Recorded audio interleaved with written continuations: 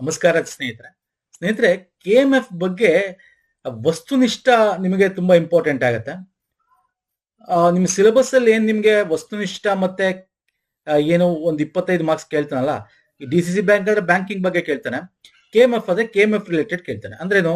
Karnataka milk federation, ಕಹಾಮ, ಅದಕ್ಕೆ ಸಂಬಂಧಪಟ್ಟಂತೆ, ಮತ್ತೆ ನಿಮಗೆ ಹಾಲಿನ ಬಗ್ಗೆ ಸಂಬಂಧಪಟ್ಟಂತೆ, ಹಾಲಿನಿರ್ತಕ್ಕಂಥ ಪ್ರೋಟೀನ್ಸ್, ಕಾರ್ಬೋಹೈಡ್ರೇಟ್ಸ್ ಏನಿದೆ ಎಲ್ಲದಕ್ಕೆ ಸಂಬಂಧಪಟ್ಟಂತೆ, ಮತ್ತೆ ಒಂದಷ್ಟು ಯೂನಿಟ್ಸ್ ಗಳಿಗೆ, ಮ್ಯಾನುಫ್ಯಾಕ್ಚರಿಂಗ್ ಯೂನಿಟ್ಗೆ ಸಂಬಂಧಪಟ್ಟಂತೆ ಆಗಿರ್ಬೋದು, ಸ್ಕೀಮ್ ಸಂಬಂಧಪಟ್ಟಂತೆ ಆಗಿರ್ಬೋದು. ಸೊ ಇವೆಲ್ಲ ಥಿಯರಿ ಕ್ಲಾಸ್ ನ ಇಲ್ಲಿ ಕವರ್ ಮಾಡ್ತಾ ಇದ್ದೀನಿ ನಾವು. ಥಿಯರಿ ಕ್ಲಾಸ್ ಕಂಪ್ಲೀಟ್ಲಿ ಇದು ನಿಮ್ಗೆ ಹೆಲ್ಪ್ ಆಗುತ್ತೆ. ಅಂಡ್ ಕೋಆಪರೇಟಿವ್ ಸಂಬಂಧಪಟ್ಟಂತೆ ಆಲ್ರೆಡಿ ಏನು 50 ಮಾರ್ಕ್ಸ್ ಇದೆ ನಿಮಗೆ. ಇದು same syllabus for KMF and DCC bank. So this syllabus already ನಾವು ಕಂಪ್ಲೀಟ್ ಮಾಡಿದ್ವಿ ಥಿಯರಿ ಕ್ಲಾಸ್ ನ. ಅದ್ರ PDF ಕೂಡ ನೀವು ಪರ್ಚೇಸ್ ಮಾಡ್ಕೋಬಹುದು, ಲಿಂಕ್ ಕೊಟ್ಟಿರ್ತೀನಿ ನಾನು ನಿಮಗೆ. ಹಾಗೆ KMF ರಿಲೇಟೆಡ್ ನಾವು MCQs ಏನ್ ಮಾಡಿದೀವಿ, ಒಂದು 100 MCQs, ಒಂದು 6 ರಿಂದ 7 ಪಾರ್ಟ್, 7 ರಿಂದ 8 ಪಾರ್ಟ್ ತನಕ MCQs ಗಳು ಮಾಡಿದೀವಿ, ಪ್ರಶ್ನೋತ್ತರಗಳು.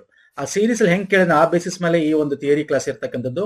ಸೊ ಹಾಗಾಗಿ ಈ MCQs ಪ್ಲಸ್ ಥಿಯರಿ ಕ್ಲಾಸ್ ಬೇಕು ಅನ್ನೋರು ಪರ್ಚೇಸ್ ಮಾಡಿ. ಈ ಒಂದು PDF ಅಲ್ಲಿ ಇವತ್ತೇನು ನಾವು ಥಿಯರಿ ಕ್ಲಾಸ್ ಮಾಡ್ತಾ ಇದೀವಲ್ಲ, ಇದು ಕಂಪ್ಲೀಟ್ PDF ಥಿಯರಿ ಪ್ಲಸ್ ಪ್ರಶ್ನೋತ್ತರಗಳು MCQs ಎರಡೂ ಕೂಡ ಇರ್ತಕ್ಕಂಥದ್ದೇ. 99 ಪ್ಲಸ್ ಟ್ಯಾಕ್ಸ್ ಆಗುತ್ತೆ. ಇದು 140 ಈಗ ಆಫರ್ ಕೊಡ್ತಾ ಇದೀವಿ. ಆಮೇಲೆ ಇದು ನೀವು ಲೇಟ್ ಆಗಿ ನೋಡ್ತಾ ಇರೋ ವಿಡಿಯೋ ಬೇಕಾದ್ರೆ ಜಾಸ್ತಿ ಕೂಡ ಆಗ್ಬೋದು. ಸೊ ಹಾಗಾಗಿ ಇದನ್ನ ತಗೋಬೇಕಾರೆ ಲಿಂಕ್ ಕೊಟ್ಟಿರ್ತೀನಿ, ಅಲ್ಲಿ ಬೈ ನೌ ಅಂತ ಹೋಗಿ ನೀವು ಇಮೇಲ್ ಐಡಿ ಕರೆಕ್ಟ್ ಆಗಿ ಕೊಡ್ಬೇಕು. ಸ್ಪೆಲ್ಲಿಂಗ್ ಎಲ್ಲ ಕರೆಕ್ಟ್ ಆಗಿರಬೇಕು, ಮೊಬೈಲ್ ನಂಬರ್ ಕರೆಕ್ಟ್ ಆಗಿ ಕೊಡ್ಬೇಕು. ಯಾಕಂದ್ರೆ ನಿಮ್ಮ ಇಮೇಲ್ ಐಡಿಗೆ ಬರುತ್ತೆ. ಒಂದು ಕೋಆಪರೇಟಿವ್ ಅಷ್ಟೇ, ನಿಮ್ಗೆ ಇಮೇಲ್ ಐಡಿಗೆ ಈ ತರ ಒಂದು ಪೇಮೆಂಟ್ ಸ್ಲಿಪ್ ಬರುತ್ತೆ, ಮತ್ತೆ ಇನ್ನೊಂದು ಆರ್ಡರ್ ಐಡಿ ಅಂತ ಇನ್ನೊಂದು ಬಂದಿರುತ್ತೆ ಮೇಲು, ಅದ್ರ ಒಳಗೆ ಈ ತರ ಡೌನ್ಲೋಡ್ ಅಂತ ಬರ್ದಿರುತ್ತೆ. ಅದ್ರ ಮೇಲೆ ಕ್ಲಿಕ್ ಮಾಡಿದಾಗ ನಿಮಗೆ ಡೌನ್ಲೋಡ್ ಆಗುತ್ತೆ. ಅರ್ಥ ಆಗ್ತಿದೆಯಲ್ಲ? ಸೊ ಇದನ್ನ ಪರ್ಚೇಸ್ ಮಾಡೋ ರೀತಿ ಹೇಳಿದೆ. ಬೇಕಂದ್ರೆ ತಗೊಳ್ಳಿ, ಇಲ್ಲಾಂದ್ರೆ ಥಿಯರಿ ಕ್ಲಾಸ್ ನಮ್ದೇನ ಎಲ್ಲ everything is free. It is there in our playlist ಅಲ್ಲಿ ಸಿಗುತ್ತೆ. ಕೋಆಪರೇಟಿವ್ ಮೂವ್ಮೆಂಟ್ ಅಂತ ಹೋದ್ರೆ ನಿಮ್ಗೆ DCC and KMF related cooperative ಸಂಬಂಧಪಟ್ಟಂತೆ, ಹಾಲು ಒಕ್ಕೂಟಕ್ಕೆ ಸಂಬಂಧಪಟ್ಟಂತೆ, ಕನ್ನಡ, ಇಂಗ್ಲಿಷ್, ಓಕೆ, ಸಂವಿಧಾನ, ಎಲ್ಲದಕ್ಕೂ ಪ್ರೀವಿಯಸ್ ಇಯರ್ ಕ್ವಶನ್ಸ್ ಎಲ್ಲ ಕೂಡ ಡಿಸ್ಕಸ್ ಮಾಡಿ 150 ಪ್ಲಸ್ ವಿಡಿಯೋಸ್ಗಳು ನಿಮ್ಗೆ ಇಲ್ಲಿ ಸಿಗುತ್ತೆ. ಅಲ್ಲಿ ಕೂಡ ತಾವು ನೋಡ್ಕೋಬಹುದು. ಓಕೆ, ಸೊ ಎಲ್ಲ ಲಿಂಕ್ ಗಳನ್ನ ಕೊಟ್ಟಿರ್ತೀನಿ. ನಾನು ನಿಮ್ಗೆ ಏನೇನು ಹೇಳಿದೆ ಬೇಕಂದ್ರೆ PDF ತಗೋಬಹುದು. ಅಲ್ಲಂದ್ರೆ ನಮ್ಮ ಪ್ಲೇ ಲಿಸ್ಟ್ ಲಿಂಕ್ ಕೊಟ್ಟಿರ್ತೀನಿ. ಹಾಗೆ ನಮ್ಮ ಟೆಲಿಗ್ರಾಮ್, ಇನ್ಸ್ಟಾಗ್ರಾಮ್ ಫಾಲೋ ಮಾಡೋದ ಮಾಡ್ಕೊ, ಅಲ್ಲಿ ಕೂಡ ನಾವು ಶೇರ್ ಮಾಡ್ತಾ ಇರ್ತೀವಿ.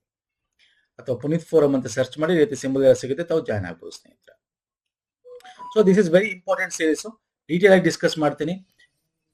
ಓಕೆ, ಹಾಲು ಒಕ್ಕೂಟದ ಬಗ್ಗೆ ಆಗಿರ್ಬೋದು, ಇತಿಹಾಸ, ಅದರ ವಿಕಸನ ಹೆಂಗಾಯ್ತು, ಅದರ ಉದ್ದೇಶ, ಮಧ್ಯೆ ಹೆಂಗ್ ಕ್ವಶನ್ಸ್ ಬರ್ತವೆ, ಬಂದಿದ್ದೇವೆ ಅಂತ ಕೂಡ ನಾನು ಹೇಳ್ತಾ ಹೋಗ್ತೀನಿ ಸ್ನೇಹಿತರೆ. ಸೊ ಬನ್ನಿ ಹಾಗಾದ್ರೆ.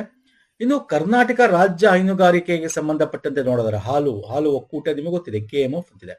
KMF ನಿಮ್ಗೆ ಗೊತ್ತಿದೆ ದಕ್ಷಿಣ ಭಾರತದಲ್ಲಿ ನಂಬರ್ 1 ಮಹಾಮಂಡಲಿ ಹಾಲು ಒಕ್ಕೂಟ. ಇದು ಆಲ್ ಓವರ್ ಇಂಡಿಯಾ ತಗೊಂಡ್ರೆ ಸೆಕೆಂಡ್ ಪ್ಲೇಸ್ ಅಲ್ಲಿ ಬರುತ್ತೆ. ಮೊದಲನೇದು ಅಮೂಲ್, ಅಂದ್ರೆ ನಮ್ಗೆ ಗುಜರಾತ್ ಅಲ್ಲಿ ಇರ್ತಕ್ಕಂಥದ್ದು. ಓಕೆ, ಆನಂದ್ ಮಿಲ್ಕ್ ಯೂನಿಯನ್ ಅಂತ ಏನ್ ಕರಿತೀವಿ ಅದು. Fine sir. ಇನ್ನು ನಮ್ಮ ರಾಜ್ಯದಲ್ಲಿ ಒಟ್ಟು ಈಗ 16, ಮೊದಲು 13 ಇತ್ತು, ಈಗ 16 ಇದೆ.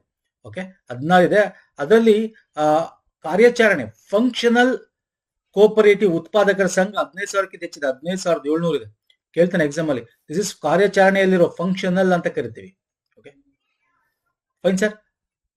ಸೊ ಈ ಸಂಘದಲ್ಲಿ ಕರ್ನಾಟಕ ಹಾಲು ಮಹಾಮಂಡಲ ಉತ್ಪಾದಕರು 26.9 ಲಕ್ಷ ಉತ್ಪಾದಕರನ್ನು ಹೊಂದಿದೆ. ಇದು ಸೊಸೈಟಿ, ಇದು ಉತ್ಪಾದಕರು.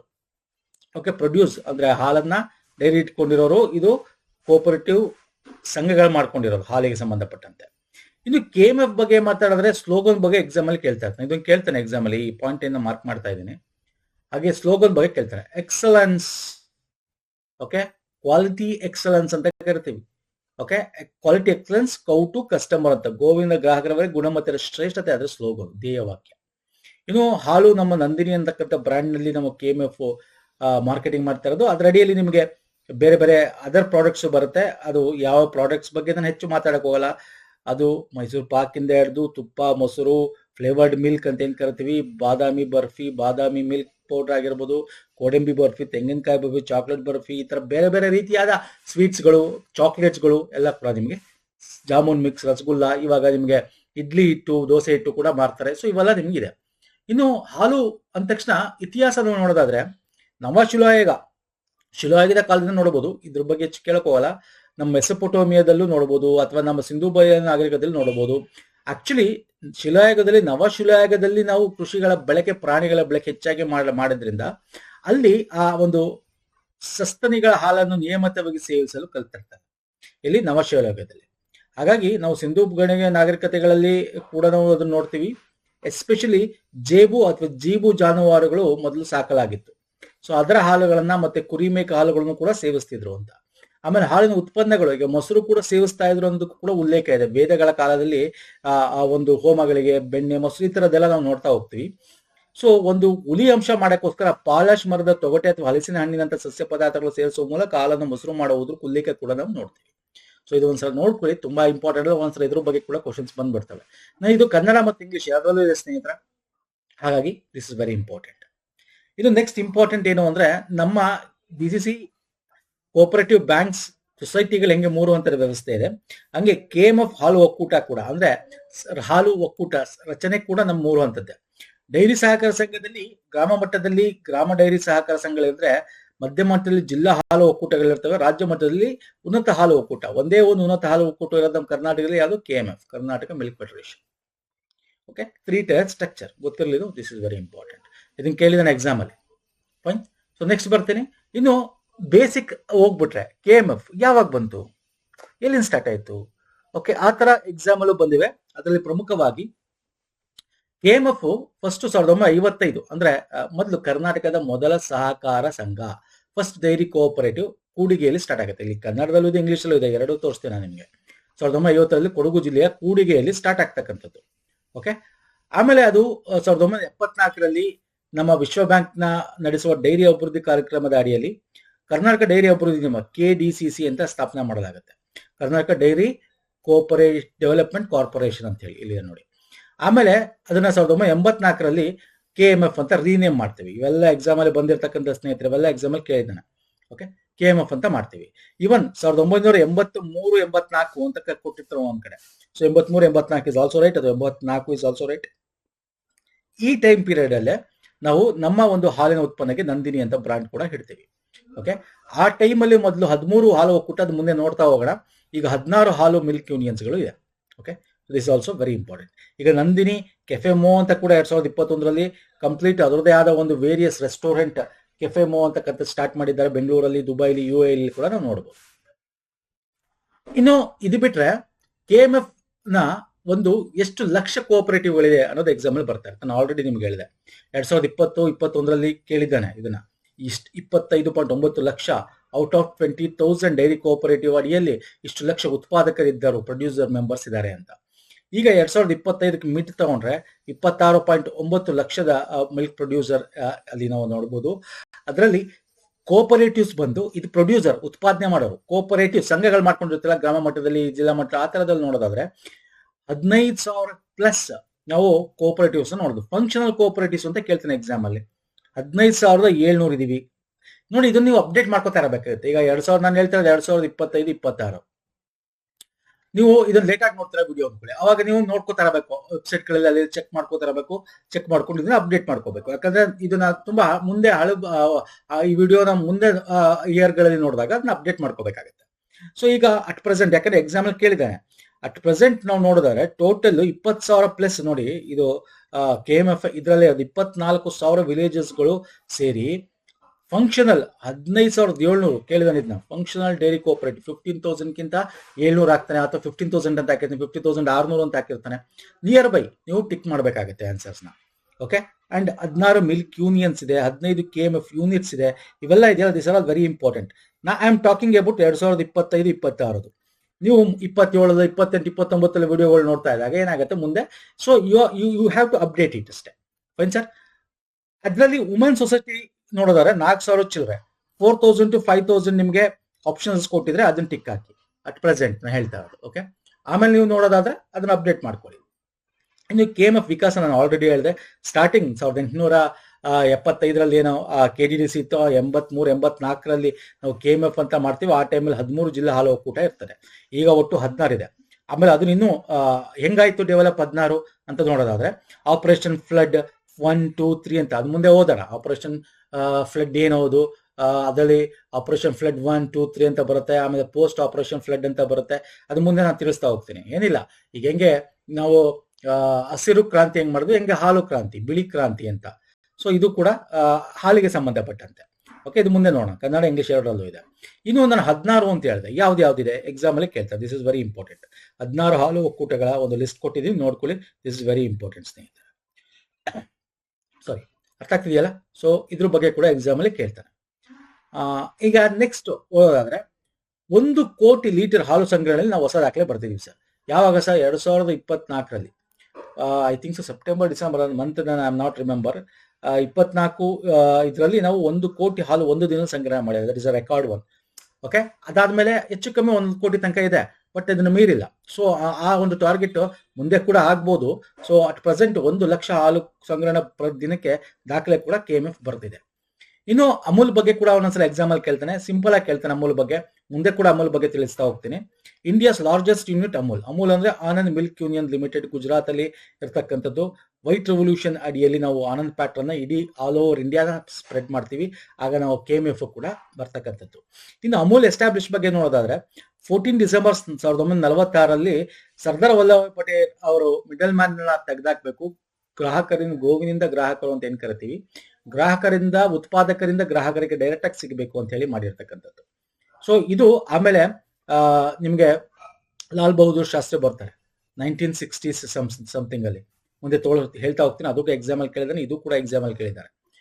ಅವಾಗ ಅವರು ಆಲ್ ಓವರ್ NDDB ಸ್ಥಾಪನೆಗೆ ಪ್ರಮುಖವಾಗಿ ಕೊಡುಗೆ ಕೊಟ್ಟ ಯಾವ ಪ್ರಧಾನಿ ಅಂತ ಕೂಡ ಕೇಳ್ಬೋದು ನಿಮ್ಗೆ. ಲಾಲ್ ಬಹದ್ದೂರ್ ಶಾಸ್ತ್ರಿಗಳು ವೆರಿ ಇಂಪಾರ್ಟೆಂಟ್. ಅದು ಮುಂದೆ ಕೂಡ ತಿಳಿಸ್ತೀನಿ ಸ್ನೇಹಿತರೆ. ಸೊ ಹಾಗಾಗಿ ಆಲ್ ಓವರ್ ಇಂಡಿಯಾದಲ್ಲಿ ನಂಬರ್ 1 ಇರ್ತಕ್ಕಂಥ ಒಂದು ಕೋಪರೇಟಿವ್ ಹಾಲು ಒಕ್ಕೂಟ ನೋಡೋದಾದ್ರೆ ಅಮೂಲ್. ನೆಕ್ಸ್ಟ್ ಬರುತ್ತೆ KMF, Karnataka milk federation, Nandini. Okay, so ಇನ್ನು ಕರ್ನಾಟಕ ಮಿಲ್ಕ್ ಫೆಡರೇಷನ್ ವಿಷನ್ ಏನು, ಇದ್ರ ಬಗ್ಗೆ ಕೂಡ ಕ್ವಶನ್ಸ್ ಬಂದಿಲ್ಲ ಅಂತಿಲ್ಲ, ಬಂದಿದೆ. ಏನ್ ಕೇಳಿದ್ದಾನೆ ಅಂದ್ರೆ, ಫಾರ್ ಎಕ್ಸಾಂಪಲ್, ಕರ್ನಾಟಕ ರಾಜ್ಯದಲ್ಲಿ ಚೈತನ್ಯಶೀಲ ಸ್ವಾವಲಂಬಿ ಸಮಗ್ರ ಸಹಕಾರಿ ಡೈರಿ ಉತ್ಪತ್ತಿಯನ್ನು ಉತ್ತೇಜಿಸುವ ಮೂಲಕ ನಮ್ಮ ಹಾಲು ಉತ್ಪಾದಕ ಸದಸ್ಯರ ಜೀವನದಲ್ಲಿ ಆರ್ಥಿಕ, ಸಾಮಾಜಿಕ ಮತ್ತು ಸಾಂಸ್ಕೃತಿಕ ಸಮೃದ್ಧಿ. ಎಕ್ಸಾಮ್ ಅಲ್ಲಿ ಕೇಳಿದ್ದಾನೆ. ಯಾವುದೋ ಒಂದು ಕೂಟದಲ್ಲಿ ಏನ್ ಕೇಳಿದಾನೆ ಗೊತ್ತಾ ನಿಮ್ಗೆ? ಫಿಲ್ ಇನ್ ದ ಬ್ಲಾಂಕ್ಸ್ ತರ ವಿಷನ್ ಆಫ್ ದ ಕೋಪರೇಟಿವ್ KMFದು ಏನು ಅಂತ ಹೇಳಿ ಕೊಟ್ಟು ಅವನೇ economic, social and cultural dash ಅಂತ ಕೊಟ್ಟಿದ್ದಾನೆ. ಸಮೃದ್ಧಿ, ಕಲ್ಚರಲ್ ಪ್ರಾಸ್ಪರಿಟಿ, ಸಮೃದ್ಧಿ ಅಂತ ಆಪ್ಷನ್ ಕೊಟ್ಟಿದ್ದಾನೆ. ಹಾಗಾಗಿ ದಿಸ್ ಇಸ್ ವೆರಿ ಇಂಪಾರ್ಟೆಂಟ್. ಒಂದೊಂದು ಲೈನು ಕೂಡ ಇಲ್ಲಿ ವೆರಿ ಇಂಪಾರ್ಟೆಂಟ್ ಸ್ನೇಹಿತರೆ. ಸೊ ಹಂಗಾಗಿ ಇದನ್ನ ಕ್ಲೀನ್ ಆಗಿ ಓದ್ಕೋಬೇಕು, ಒಂದೊಂದು ಲೈನ್ ಓದ್ಕೋಬೇಕು. ಅರ್ಥ ಆಗ್ತಿದೆಯಲ್ಲ?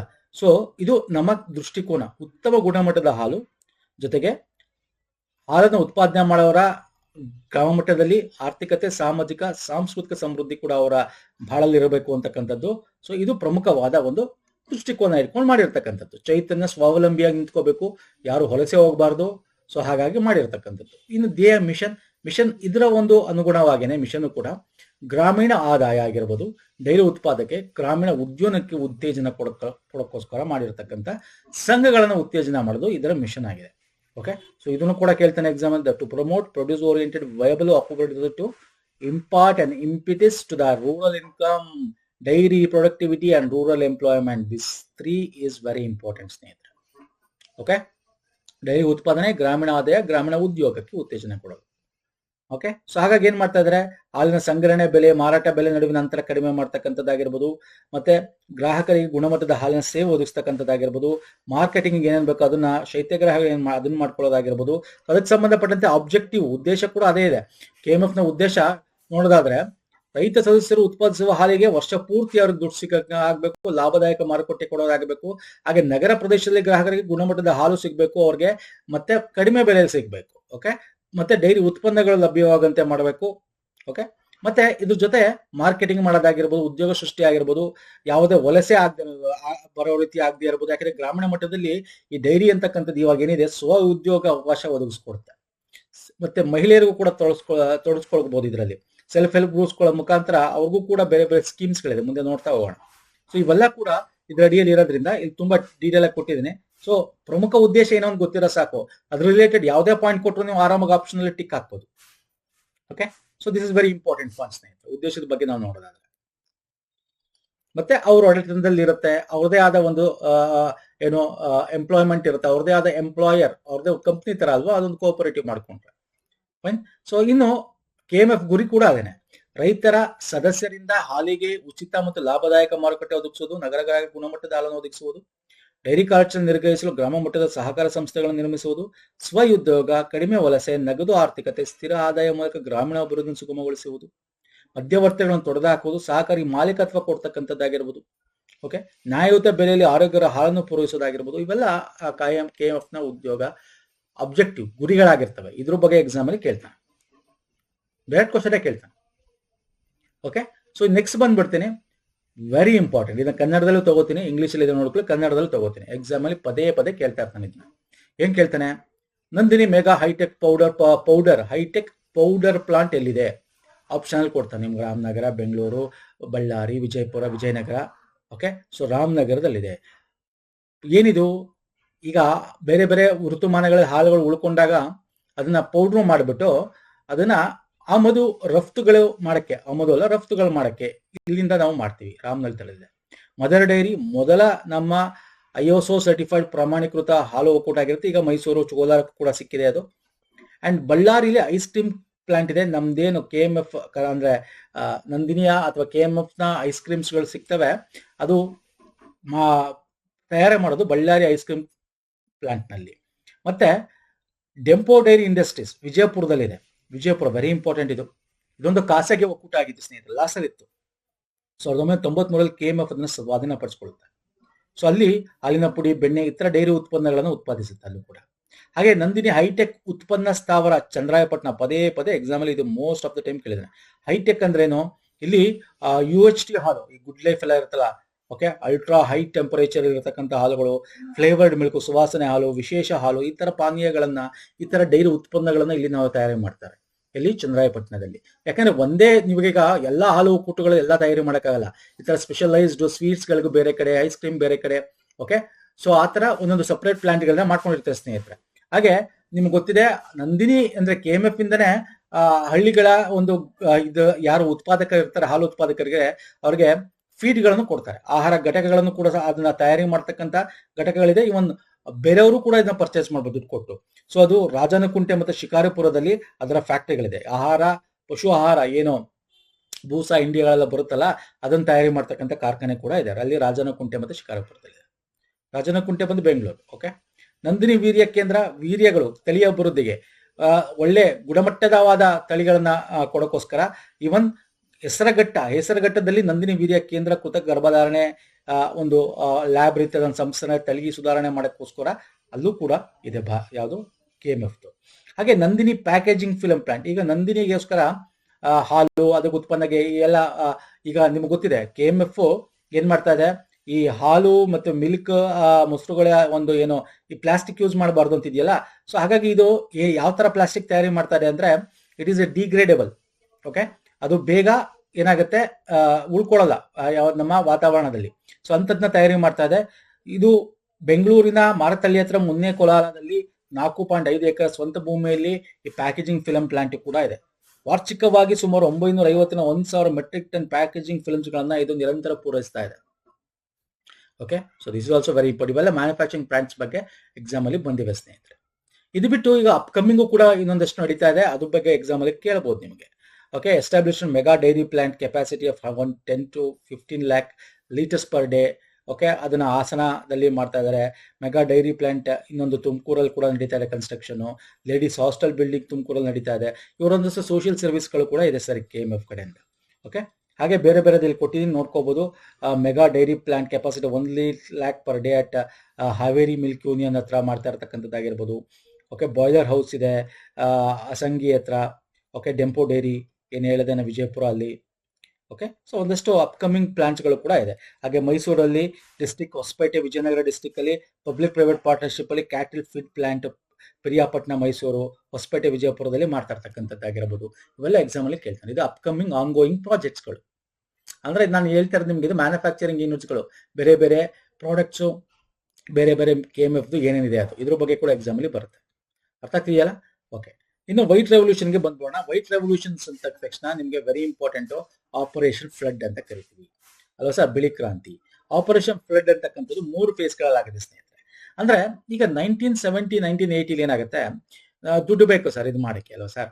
ಸೊ ಅವಾಗ ಏನಾಯ್ತು, ನಮ್ಮ ವರ್ಲ್ಡ್ ಫುಡ್ ಪ್ರೋಗ್ರಾಮ್ನ ಅಡಿಯಲ್ಲಿ ಯುರೋಪಿಯನ್ ಯೂನಿಯನ್ಗಳು ಅಲ್ಲಿನ ಒಂದು ಸ್ಕಿಮ್ಡ್ ಮಿಲ್ಕ್ ಪೌಡರ್ಗಳನ್ನ ಕೊಡ್ತಾರೆ. ಬಟರ್ ಆಯಿಲ್ ಈ ತರ ಗಿಫ್ಟ್ ಆಗಿ ಕೊಡ್ತಾರೆ. ಅದನ್ನ ನಾವಿಲ್ಲಿ ಮಾರಾಟ ಮಾಡಿ ಅದರಿಂದ ಬಂದಿರತಕ್ಕಂಥ ದುಡ್ಡುಗಳನ್ನ ತಗೊಂಡು ಸೊ ಗಿಫ್ಟ್ ಆಗಿ ಕೊಡ್ತಕ್ಕಂಥದ್ದು. ಅದರಿಂದ ನಾವು ಬೇರೆ ಬೇರೆ ಈ ಕಡೆ ಎಲ್ಲ ಮಿಲ್ಕ್ ಕೋಆಪರೇಟಿವ್ಸ್ ಗಳನ್ನ ಸಹಕಾರ ಸಂಘಗಳನ್ನ ಸ್ಥಾಪನೆ ಮಾಡೋಕ್ಕೆ ದುಡ್ಡು ಹೊಂದಿಸ್ತಕ್ಕಂಥದ್ದು.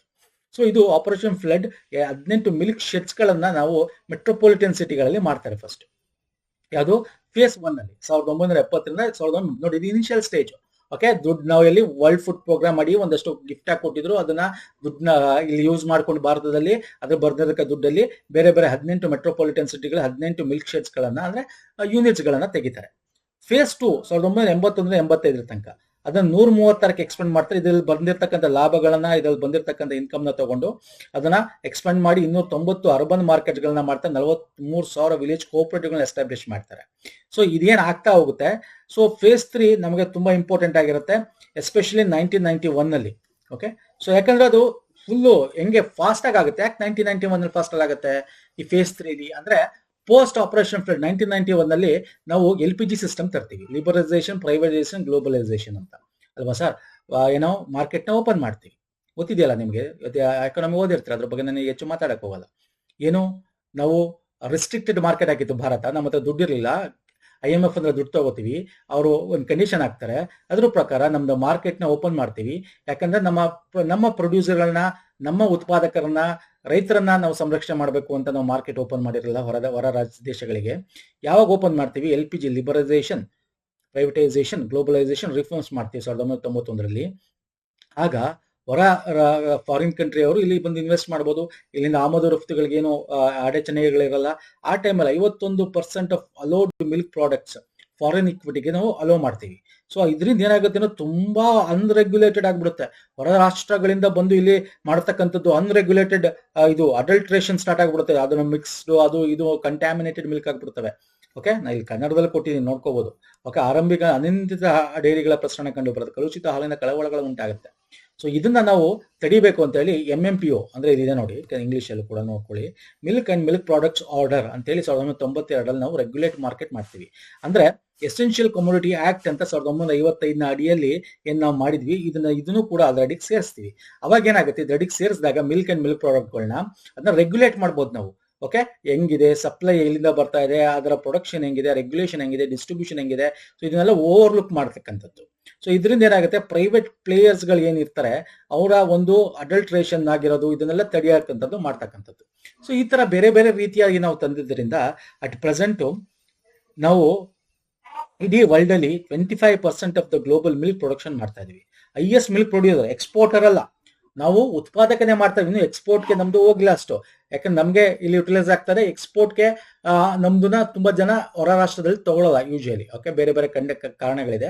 ಸೊ ಹಾಗಾಗಿ ನಾವು ಉತ್ಪಾದಕಲ್ಲಿ ಅತ್ಯಂತ ಹೆಚ್ಚು ಉತ್ಪಾದನೆ ನಂಬರ್ 1 ಪೊಸಿಷನ್ ಇದೆ, ಉತ್ಪಾದಕ ರಾಷ್ಟ್ರವಾಗಿದ್ದೀವಿ. ಅದರಲ್ಲಿ ಭಾರತ 25%, ಪ್ರಪಂಚದಲ್ಲಿ ಈಗ 100 ಲೀಟರ್ ಹಾಲು ತೆಗೆದ್ರೆ ಅದರಲ್ಲಿ 25 ಲೀಟರ್ ಭಾರತದಲ್ಲಿ ಉತ್ಪಾದನೆ ಆಗ್ತದೆ. ವಿಶ್ವದಲ್ಲಿ ಮೊದಲನೇ ಸ್ಥಾನ ನಾವು ಇದಕ್ಕೆ ಕೊಡ್ತಾ ಇದೀವಿ. ಓಕೆ, ಸೊ ಇದು ಕೂಡ ಎಕ್ಸಾಮ್ ಅಲ್ಲಿ ಬರ್ತಾರೆ. ಇನ್ನು ಹಾಲಿನ ಬಗ್ಗೆ ನೋಡೋದಾದ್ರೆ ಸ್ನೇಹಿತರೆ, ನಿಮಗೆ ಬೇರೆ ಬೇರೆ ರೀತಿಯಾದ ಕೇಳ್ತಾರೆ. ಓಕೆ, ನಿಮಗೆ ಈಗ ಹಾಲು ಪರೀಕ್ಷೆ ಮಾಡ್ತಾರೆ, ಹಾಲು ತಗೋಬೇಕಾದ್ರೆ ಅವರು ಡೈರಿಗಳಲ್ಲಿ ಏನ್ ಮಾಡ್ತಾರೆ, ಫ್ಯಾಟ್ ಅಥವಾ SNF ಅಂತ ಕರಿತೀವಿ, ಸಾಲಿಡ್ ನಾಟ್ ಫ್ಯಾಟ್ ಅಂತ ಕರಿತೀವಿ, SNF ಇದನ್ನ ಚೆಕ್ ಮಾಡ್ತಾರೆ. ಸೊ ಇದು ಹಾಲುಗಳಲ್ಲಿ ಎಷ್ಟೆಷ್ಟಿದೆ ಅಂತ ಒಂದ್ಸಲ ಇದು ಕೂಡ ಎಕ್ಸಾಮ್ ಅಲ್ಲಿ ಬರ್ತವೆ. ಡಬಲ್ ಟೋನ್ ಮಿಲ್ಕ್ ಅಲ್ಲಿ ಕೊಬ್ಬು 1.5% ಇದ್ರೆ 9% SNF ಇರುತ್ತೆ. ಟೋಲ್ಡ್ ಹಾಲಲ್ಲಿ 3% ಇದ್ರೆ ಕೊಬ್ಬು, ಫ್ಯಾಟ್ 8.5% SNF ಇರುತ್ತೆ. ಓಕೆ, ಸಾಲಿಡ್ ನಾಟ್ ಫ್ಯಾಟ್ ಅಂತೆ. ಸಾಲಿಡ್ ನಾಟ್ ಫ್ಯಾಟ್ ಅಂದ್ರೆ ಏನು? ಓಕೆ, ಅದನ್ನ ಹೇಳೋಣ. ಹಾಗೆ ಕೆನೆ ಭರಿತ ಹಾಲು ಬೇಕಾದ್ರೆ ಇದನ್ನು ಕೂಡ ಎಕ್ಸಾಮ್ ಅಲ್ಲಿ ನಿಮಗೆ ಕೇಳಬಹುದು. ಸ್ಟ್ಯಾಂಡರ್ಡೈಸ್ಡ್ ಹಾಲಲ್ಲಿ ಎಷ್ಟಿದೆ, ಓಕೆ, ಎಮ್ಮೆ ಹಾಲು ಎಷ್ಟಿದೆ, ಕೆನೆ ಭರಿತ ಹಾಲು ಫುಲ್ ಕ್ರೀಮ್ ಮಿಲ್ಕ್ ಅಲ್ಲಿ ಇದೆ, ಸ್ಕಿಮ್ ಮಿಲ್ಕ್ ಅಲ್ಲಿ ಎಷ್ಟಿದೆ, ಈ ತರ ಕೂಡ ಎಕ್ಸಾಮ್ ಅಲ್ಲಿ ಕೇಳ್ತಕ್ಕಂಥದ್ದು ಇರುತ್ತೆ ನಿಮಗೆ. ಅಂಡ್ ಇಲ್ಲಿ ನಾನು ಇಂಗ್ಲಿಷ್ ಅಲ್ಲಿ ಕೊಟ್ಟು ನೋಡ್ಕೊಳ್ಳಿ. ಅಂಡ್ ಇಲ್ಲಿ SNF ಅಂದ್ರೆ ಸಾಲಿಡ್ ನಾಟ್ ಫ್ಯಾಟ್ ಅಂತಂದ್ರೆ ಇದು nutrition. Okay, nutrient protein present in the milk. ಅದು ಇದರಲ್ಲಿ ಏನೇನಿರುತ್ತೆ ಅಂದ್ರೆ ಪ್ರೋಟೀನ್ಸ್ ಇರುತ್ತೆ, ಕಾರ್ಬೋಹೈಡ್ರೇಟ್ಸ್ ಇರುತ್ತೆ, ಮಿನರಲ್ಸ್ ಇರುತ್ತೆ. ಪ್ರೋಟೀನ್ ಅಲ್ಲಿ ಬೇಕಾದ್ರೆ ಏನೇನಿರುತ್ತೆ, ಬೇಕಾದ್ರೆ ನಿಮ್ಗೆ ಹಿಂಗೆ ಕೇಳೋದ್ ಬದಲು ಕೆಳಗಿನ ಓಳಲ್ಲಿ ಯಾವ್ದಾವ್ದು SNF ಗಳು ಅಂತ ಕೇಳಬಹುದು. ಪ್ರೋಟೀನ್ಸ್ ಅಲ್ಲಿ ಕೆಸಿನ್ ಇರುತ್ತೆ, ಪ್ರೈಮರಿಲಿ ಲ್ಯಾಕ್ಟೋಬೆಲಿಬ್ಯುಮಿನ್ ಇರುತ್ತೆ, ಕಾರ್ಬೋಹೈಡ್ರೇಟ್ಸ್ ಅಲ್ಲಿ ಲ್ಯಾಕ್ಟೋಸ್ ಇರುತ್ತೆ, ಮಿನರಲ್ಸ್ ಅಲ್ಲಿ ಕ್ಯಾಲ್ಸಿಯಂ ಇರುತ್ತೆ, ಫಾಸ್ಫರಸ್ ಇರುತ್ತೆ. ಅರ್ಥಾಗ್ತಿದೆಯಲ್ಲ? This are all called total solids ಅಂತ ಕರಿತೀವಿ, SNF, ಸಾಲಿಡ್ಸ್ ನಾಟ್ ಫ್ಯಾಟ್ ಅಂತ ಕರಿತೀವಿ. Okay, this is very important, ಎಕ್ಸಾಮ್ಗೆ ಕೇಳಬಹುದು ಎಕ್ಸಾಮ್ ಅಲ್ಲಿ ಸ್ನೇಹಿತರೆ. ಇನ್ನು ಹಾಲು ಯಾಕೆ ಇಂಪಾರ್ಟೆಂಟ್ ಅಂತ, ಒಂದು ಸಮತೋಲಿನ ಆಹಾರ ಕೂಡ ಹೌದು, ಪ್ರೋಟೀನ್ ಸಿಗುತ್ತೆ, ಕ್ಯಾಲ್ಸಿಯಂ ಸಿಗುತ್ತೆ. ಯಾಕಂದ್ರೆ ಎಲ್ಲ ನಿಮ್ಗೆ ಈ ತರ ಅಂಶಗಳು, ಎಸ್ಪೆಷಲಿ ರೈಬೋಫ್ಲೇಮಿನ್ ಅಂತ ಅಂಶ ಕೇವಲ ಸಸ್ಯದಿಂದ ಪಡೆಯಲು ಸಾಧ್ಯ ಇಲ್ಲ. ಓಕೆ, ವೆರಿ ಇಂಪಾರ್ಟೆಂಟ್ ಇದು ವರ್ಡ್. ಹಾಗಾಗಿ ರಾಷ್ಟ್ರೀಯ ಪೌಷ್ಟಿಕತೆ ಸಂಸ್ಥೆ ಏನಿದೆ ಅದು 1 ರಿಂದ 3 ವರ್ಷದ ಮಕ್ಕಳಿಗೆ ದಿನನಿತ್ಯ ಕನಿಷ್ಠ 300 ಗ್ರಾಂನಷ್ಟು ಹಾಲು ಕೊಡಬೇಕು. 10 ರಿಂದ 12 ವರ್ಷದೊಳಗಿನ ಮಕ್ಕಳಿಗೆ ದಿನನಿತ್ಯ 250 ಗ್ರಾಂನಷ್ಟು ಹಾಲು ಸೇವಿಸುವುದು ಅಗತ್ಯ ಅಂತ ಹೇಳುತ್ತೆ. ಓಕೆ, ರಾಷ್ಟ್ರೀಯ ಪೌಷ್ಟಿಕತೆ ಸಂಸ್ಥೆ. ಸೊ ಯಾಕೆಂದ್ರೆ ರೈಬೋಫ್ಲೋಮಿನ್ ಅಂತಕ್ಕಂಥ ಪದಾರ್ಥ ನಿಮ್ ಸಸ್ಯಗಳಿಂದ ಸಿಗಲ್ಲ. ಹಾಗಾಗಿ ಹಾಲು ಇಸ್ ದ ಒಂದು ಸಮತೋಲಿತ ಆಹಾರವಾಗಿ ನಾವು ಇದನ್ನ ಹಾಲಿನ ಪ್ರಾಡಕ್ಟ್ಗಳು, ಹಾಲು ಅಂದ್ರೆ is not exactly milk and milk products ಗಳನ್ನ ತಗೋಬೇಕು ಅಂತಕ್ಕಂಥದ್ದು. ಓಕೆ, ವೆರಿ ಇಂಪಾರ್ಟೆಂಟ್ ಇದು. ಇನ್ನು ಇದು ಬಿಟ್ರೆ ನಿಮ್ಗೆ ಎಕ್ಸಾಮ್ ಅಲ್ಲಿ ಕಚ್ಚಾ ಹಾಲು ಬಗ್ಗೆ ಕೇಳಬಹುದು, ಸ್ಟ್ಯಾಂಡರ್ಡೈಸ್ಡ್ ಹಾಲು ಬಗ್ಗೆ, ಪಾಶ್ಚರೀಕರಣ ಅಂದ್ರೆ ಏನು, ಏನ್ ಮಾಡಿರ್ತಾರೆ, ಸ್ಟೆರಿಲೈಸ್ಡ್ ಹಾಲು ಆಫ್ ಮಿಲ್ಕ್ ಅಂದ್ರೆ ಏನು, ಅಲ್ಟ್ರಾ ಹೈ ಟೆಂಪರೇಚರ್ ಹಾಲು ಅಂದ್ರೆ ಏನು. ಸೊ ಈ ತರದೆಲ್ಲ ಕೇಳ್ತಾನೆ, ಅದ್ರ ಬಗ್ಗೆ ಒಂದಷ್ಟು ಪಾಯಿಂಟ್ ಕೊಟ್ಟಿದ್ದೀನಿ. This is also very important. ಏನಪ್ಪಾ ಇದೆ ಇದರಲ್ಲಿ ಅಂತ ನೋಡಿದ್ರೆ, ಈಗ ರೈತರಿಂದ ಸಂಗ್ರಹಿಸಿದ ಹಾಲನ್ನ ಫಸ್ಟ್ ನಿಮ್ಗೆ ಗೊತ್ತಿದೆ, ಕಚ್ಚಾ ಹಾಲು ಅಂತ ಏನ್ ಕರಿತೀವಿ, ಅದು ಯಾವುದೇ ಉಷ್ಣ ಪ್ರಕ್ರಿಯೆಗೆ ಒಳಪಡಿಸಲು ಶೇಖರಣೆಯಾದ 4 ಗಂಟೆಗಳ ಒಳಗೆ ಅಥವಾ ಕಡಿಮೆ ಅವಧಿಯಲ್ಲಿ 6 ಸೆಂಟಿಗ್ರೇಡ್ ಉಷ್ಣಾಂಶಕ್ಕೆ ಶೈತ್ಯೀಕರಿಸಲಾಗ್ತದೆ. ಕಚ್ಚಾ ಹಾಲು, ನಾರ್ಮಲ್ ಹಾಲು ಮ್ಯಾಕ್ಸಿಮಮ್ 4 ಅವರ್ಸ್ ಇಟ್ಕೋಬಹುದು. ಆಮೇಲೆ ಅದನ್ನ ನೀವು ಉಷ್ಣಾಂಶ ಶೈತ್ಯೀಕರಣ ಮಾಡಲಿಲ್ಲ ಅಂದ್ರೆ, ಕೋಲ್ಡ್ ಸ್ಟೋರೇಜ್ ಹಾಕಿಲ್ಲ ಅಂದ್ರೆ ಒಡೆದೋಗುತ್ತೆ. ಹಾಗಾಗಿ ಪಾಶ್ಚರೀಕರಣ ಮಾಡ್ತಾರೆ. ಪಾಶ್ಚರೀಕರಣ ಮಾಡೋದ್ರಿಂದ ನೀವು ಹೆಚ್ಚು ದಿನಗಳ ಕಾಲ ಇಡಬಹುದು. 2 ದಿನ ಕೆಳಗೆ ಕೂಡ ಒಂದಷ್ಟು 4 ಡಿಗ್ರಿ ಸೆಂಟಿಗ್ರೇಡ್ ಅಲ್ಲಿ ಇಡಬಹುದು. ಹಾಗಾಗಿ ಪಾಶ್ಚರೈಸ್ಡ್ ಮಾಡ್ತಕ್ಕಂಥದ್ದು ಯಾವುದು, ನಮ್ಮ ಮಿಲ್ಕ್ ಜಿಲ್ಲಾ ಹಾಲು ಒಕ್ಕೂಟ ಅಥವಾ ಬೇರೆ ಬೇರೆ ಸಣ್ಣ ಪುಟ್ಟ ಹಾಲು ಒಕ್ಕೂಟಗಳೆಲ್ಲ ಮಾಡ್ತಾರೆ. ಏನ್ ಮಾಡ್ತಾರೆ ಇಲ್ಲಿ ಪಾಶ್ಚರೀಕರಣ ಅಂದ್ರೆ, ಬೇಕಾದ್ರೆ ಎಕ್ಸಾಮ್ ಅಲ್ಲಿ ಕೇಳ್ತಾನೆ, ಏನ್ ಕೇಳ್ತಾನೆ, ಕನಿಷ್ಠ ಮಿನಿಮಮ್ 60 ಸೆಂಟಿಗ್ರೇಡ್ ನವರೆಗೆ ಕಾಯಿಸ್ಬಿಟ್ಟು ಅದೇ ಉಷ್ಣಾಂಶದಲ್ಲಿ ಕನಿಷ್ಠ ಅರ್ಧ ಗಂಟೆ 30 ನಿಮಿಷ ಕಾಲ ಇರಿಸಬೇಕಾಗತ್ತೆ. ಓಕೆ, ಇಳಿಸಿ ಅಥವಾ ಕನಿಷ್ಠ ಇದು ಅಥವಾ 71.9 ಡಿಗ್ರಿ ಸೆಂಟಿಗ್ರೇಡ್ ವರೆಗೆ ಕಾಯಿಸಿ 15 ಸೆಕೆಂಡುಗಳ ಕಾಲ ಕಾಯಿಸಿ ತಕ್ಷಣ 4 ಡಿಗ್ರಿ ಸೆಂಟಿಗ್ರೇಡ್ ಅಥವಾ ಕಡಿಮೆ ಉಷ್ಣಾಂಶಕ್ಕೆ ತಂಪುಗೊಳಿಸಬೇಕಾಗುತ್ತೆ. ಸೊ ಈ ತರ ಮಾಡೋದ್ರಿಂದ ಈ ಹಾಲಿನ ಪಾಶ್ಚರೀಕರಿಸಿದ ಹಾಲಿನ ವಿಧವಾಗಿದ್ದು 4 ಡಿಗ್ರಿ ಸೆಂಟಿಗ್ರೇಡ್ ಕಡಿಮೆ ಉಷ್ಣಾಂಶ ಶೇಖರಿಸಿದಾಗ 2 ದಿನಗಳ ಕಾಲ ಕೆಳಗೆ ಕೂಡ ಇಡಬಹುದು. ಅದಕ್ಕೆ ಪಾಶ್ಚರೈಸ್ ಮಾಡ್ತಕ್ಕಂಥದ್ದು. ಇನ್ನು ಸ್ಟೆರಿಲೈಸ್ ಮಿಲ್ಕ್, ಸ್ಟೆರಿಲೈಸ್ಡ್ ಅಂದ್ರೆ ಇನ್ನೂ ಸ್ವಲ್ಪ ಹೈ ಇದರಲ್ಲಿ ಮಾಡ್ತಾರೆ. ಅಂದ್ರೆ ಸತತವಾಗಿ 121 ಡಿಗ್ರಿ ಸೆಂಟಿಗ್ರೇಡ್ ಉಷ್ಣಾಂಶದಲ್ಲಿ 15 ನಿಮಿಷಗಳ ನಿರಂತರ ಹರಿವಿನಲ್ಲಿ ಕಾಯಿಸ್ತೀವಿ. ಫ್ಲೋ ಆಗ್ತಾ ಇರತ್ತೆ, ನಿರಂತರ ಹರಿವು. ಓಕೆ, ಆಮೇಲೆ ಸೀಲ್ಡ್ ಕಂಟೈನರ್ ಅಲ್ಲಿ ಆಸ್ಪೆಟಿಕ್ ಕಂಡೀಷನ್ ಅಂದ್ರೆ ಏನು ಅಂದ್ರೆ ಯಾವುದೇ ರೋಗಾಣುಗಳು ಇಲ್ಲದೆ ಲ್ಯಾಬ್ ಇದರಲ್ಲಿ ಓಕೆ ಮಷಿನ್ಗಳ ಮುಖಾಂತರ ಕೈ ಹಾರಿಸದೆ ಸ್ಟೀಮ್ಗಳ ಮುಖಾಂತರ ಪ್ಯಾಕ್ ಮಾಡಿ ಕೊಠಡಿಯ ತಾಪಮಾನಕ್ಕೆ ತಂದಿರಿಸಿ ಅದನ್ನ ಇಡ್ತಕ್ಕಂಥದ್ದು. 90 ದಿನ ಇಡಬಹುದು. ಈಗ ನಿಮ್ಗೆ ಗುಡ್ ಲೈಫ್ ಅಂತಿದೆ ನೋಡಿ, ನಂದಿನಿ ಗುಡ್ ಲೈಫ್, ಅದರಲ್ಲಿ 2-3 ತರ ಬರುತ್ತೆ. ಗುಡ್ ಲೈಫ್ ಮಿಲ್ಕ್ ಒಂದು, ಅದರ ಅಡಿಯಲ್ಲಿ ಗುಡ್ ಲೈಫ್ ಕಂಪ್ಲೀಟ್ ಸಂಪೂರ್ಣ ಅಂತ, good life smart, good life slim ಅಂತೆಲ್ಲ ಬರುತ್ತೆ. ಅಂದ್ರೆ ಇದು ಡಿಪೆಂಡಿಂಗ್ ಅಪಾನ್ ಅದರಲ್ಲಿ ಇರ್ತಕ್ಕಂಥ ಫ್ಯಾಟ್, ಕೊಬ್ಬು ಮತ್ತೆ SNF ಮೇಲೆ ಅದು ಡಿಪೆಂಡ್ ಆಗ್ತಾ ಇರುತ್ತೆ. ಅಂದ್ರೆ ಎಷ್ಟು % ಇದೆ ಅದು, ಆ ತರ ಒಂದು ಮಾಡ್ತಕ್ಕಂಥದ್ದು. ಸ್ಕಿಮ್ಡ್ ಅಂದ್ರೆ ತೆಗ್ದಾಕಿರ್ತಾರೆ, 0.5 ಅಷ್ಟು ಮ್ಯಾಕ್ಸಿಮಮ್ ಇರುತ್ತೆ ಅಷ್ಟೇ. ಗುಡ್ ಲೈಫ್ ನಾರ್ಮಲ್ ಸಂಪೂರ್ಣ ಕಂಪ್ಲೀಟ್ ಗುಡ್ ಲೈಫ್ ಹಾಲುಗಳಲ್ಲಿ ನಿಮಗೆ 4.5% ಫ್ಯಾಟ್ ಇರುತ್ತೆ. ಓಕೆ, ಸೊ ಇದನ್ನೆಲ್ಲ ಹೆಂಗ್ ಮಾಡ್ತಾರೆ, ಅಲ್ಟ್ರಾ ಹೈ ಟೆಂಪರೇಚರ್ UHT ಮುಖಾಂತರ ತುಂಬಾ ಟೈಮ್ಗೆ. ಓಕೆ, ಸಾಮಾನ್ಯವಾಗಿ ಇದನ್ನ 135 ರಿಂದ 137 ಡಿಗ್ರಿ ಸೆಂಟಿಗ್ರೇಡ್ ಉಷ್ಣಾಂಶದಲ್ಲಿ 2 ಸೆಕೆಂಡ್ ಕಾಲ ಅಥವಾ ಯಾವುದೇ ಇಳುವಳಿ ಇಲ್ಲದ ನೇರ ಅಥವಾ ಪರೋಕ್ಷ ತಾಪಮಾನದಲ್ಲಿ ನೇರ ಸ್ಟೀಮ್ ಇಂಜಿನ್ ಆಗ ಪುನಃ ಸೋಂಕಾಗಿ ಅಪಾಯ ತಡೆಯಲು ಆಸ್ಟಿಕ್ ಪದ್ಧತಿಯ ಮೂಲಕ ಪ್ಯಾಕಿಂಗ್ ಮಾಡಲಾಗುತ್ತದೆ. ಅಂದ್ರೆ ಅತ್ಯಂತ ಹೆಚ್ಚು ಉಷ್ಣಾಂಶಕ್ಕೆ ಕಾಯಿಸಿ ಆಮೇಲೆ ಮಾಡ್ತಕ್ಕಂಥದ್ದು. ಹಂಗಾಗಿ ಇಂಥ ಹಾಲುಗಳು ನಿಮ್ಗೆ ಗೊತ್ತಿದೆ, ಒಡಿದೇ ಇದನ್ನ 90 ದಿನಗಳು ಹೊರಗಡೆ ಹಂಗೆ ಇಡಬಹುದು, ವಿತೌಟ್ ಎನಿ ಫ್ರಿಡ್ಜ್ ಅಲ್ಲಿ ಇಡದೆ. ಒಡೆದ ಮೇಲೆ ಫ್ರಿಡ್ಜ್ ಅಲ್ಲಿ ಇಟ್ಕೊಂಡು ಅದು ಯೂಸ್ ಮಾಡ್ಕೋಬಹುದು ಅಲ್ವಾ. ಸೊ ಹಂಗಾಗಿ 180 ಡೇಸ್ ತನಕನೂ ಕೂಡ ಅದರ ಪ್ಯಾಕೇಜಿಂಗ್ ನ ಕಾಲ ಇಡಬಹುದು ಅಂತ ಇದೆ. ಸೊ ಇದು ಹಾಲಿನ ಬಗ್ಗೆ ಒಂದಷ್ಟು ಇಂಪಾರ್ಟೆಂಟ್ ಪಾಯಿಂಟ್ಸ್. ಇದರಲ್ಲಿ ಹೋಮೋಜನೈಸ್ಡ್ ಅಂತ ಬರುತ್ತೆ, ಅದು ಚೆನ್ನಾಗಿದೆ. ಹೋಮೋಜನೈಸ್ಡ್ ನಿಮಗೆ ಕೆಂಪುದು ಇದು ಹಾಕಿರ್ತಾನೆ ಚುಕ್ಕಿ ಹಾಲಿನ ಪ್ಯಾಕೆಟ್ ಮೇಲೆ ಅಲ್ವಾ. ಅದೇನೋ ಒಂದು ಅಂದ್ರೆ ಹೋಮೋಜನೈಸ್ಡ್ ಅಲ್ಲಿ ನಿಮಗೆ ಕೆನೆ ಬರಲ್ಲ. ಯಾಕೆ ಕೆನೆ ಬರಲ್ಲ ಅಂದ್ರೆ ಅಲ್ಲಿ ಕೊಬ್ಬಿರುತ್ತಲ್ಲ, ಕೊಬ್ಬಿನ ಗೋಳಗಳನ್ನ ಒಡೆಯೋ ತನಕ ಅದು ಹೆಂಗೆ ಅಂತಂದ್ರೆ ಈ ಫ್ಯಾಟು ಕಂಪ್ಲೀಟ್ ಅದ್ರಲ್ಲಿ ಡಿಸಾಲ್ವ್ ಆಗ್ಬೇಕು, ಸಣ್ಣ ಸಣ್ಣ ತುಂಡು ಪುಡಿ ತರ ಕಾಣಿಸ್ಬಾರ್ದು. ಈಗ ಆ ಮಿಲ್ಕ್ ಪೌಡರ್ ನೀವು ಹಾಲು ಮಾಡೋದು ಹೆಂಗಿರುತ್ತೆ ಅದೇ ರೀತಿ ಅದ್ರಲ್ಲಿ ಇರ್ತಕ್ಕಂಥ ಗೋಳಗಳು, ಹಾಲಿನ ಕೊಬ್ಬಿನ ಗೋಳಗಳನ್ನ ಒಡೆಯುವಿಕೆ ಮಾಡಿ ಒಂದೇ ರೀತಿ ಕಂಪ್ಲೀಟ್ ಸೇಮ್ ಲೆವೆಲ್ ಅಲ್ಲಿ ಆ ವಿಸ್ಕಾಸಿಟಿನ ಓಕೆ ಮಾಡಿದಾಗ ಅದು ನಿಮಗೆ ಗಟ್ಟಿ ಬರುತ್ತೆ ಈ ಹಾಲು ಒಂಚೂರು. ಓಕೆ, ಹೋಟ್ಲ್ಗಳೆಲ್ಲ ಯೂಸ್ ಮಾಡ್ತಾರೆ ಇಂಥದ್ನೇ. ಓಕೆ, ಅಲ್ಲಿ ಕೆನೆಗಿಂತ ಗಟ್ಟಿ ಬರಬೇಕು, ಯಾಕೆಂದ್ರೆ ಸ್ವಲ್ಪ ನೀರು ಹಾಕೋ ತಡೆಯುತ್ತೆ, ಕೆನೆ ಇರಬೇಕು ಅಂತ. ಅಂದ್ರೆ ಇದ್ರಲ್ಲಿ ನಿಮ್ಗೆ ಯಾವುದೇ ಆದ ರೀತಿ ಕೆನೆ ಕಟ್ಟಲ್ಲ. ಓಕೆ, ಸೊ ಹಾಗಾಗಿ ಇದನ್ನ ಹೋಮೋಜನೈಸ್ಡ್ ಅಂತ ಕರಿತೀವಿ. ಯಾಕಂದ್ರೆ ಎಲ್ಲ ಕೊಬ್ಬಿನಗಳು ಏಕರೂಪದಲ್ಲಿ ಸಣ್ಣ ಸಣ್ಣ ಕಳಗಾಗಿ ವಿಭಜಿಸಲಾಗಿರ್ತಾರೆ. ಹಾಲು ಏಕರೂಪದ ಹಾಲಿನ ಕೆನೆ ಪದ ರಚನೆ ಇದ್ರಲ್ಲಿ ನಡೆಯಲ್ಲ, ಹೋಮೋಜನೈಸೇಷನ್ ಅಂತ ಕರಿತೀವಿ. ಓಕೆ, ಸೊ ಇನ್ನು ಇದು ಬಿಟ್ರೆ ಪ್ರತಿ 100 ml ಹಾಲಿನ ಪೌಷ್ಟಿಕಾಂಶದ ಮಾಹಿತಿ ಕೂಡ ನಿಮ್ಗೆ ಗೊತ್ತಿರಬೇಕಾಗುತ್ತೆ. 100 ml ಹಾಲಲ್ಲಿ ಏನೇನಿರುತ್ತೆ. For example double tone milk ತಗೋತೀರಾ, ಓಕೆ, ತುಂಬಾ ಅದರಲ್ಲಿ ಹೀರಾಕ್ಬಿಟ್ಟಿರ್ತಾರೆ, ಏನಿರಲ್ಲ.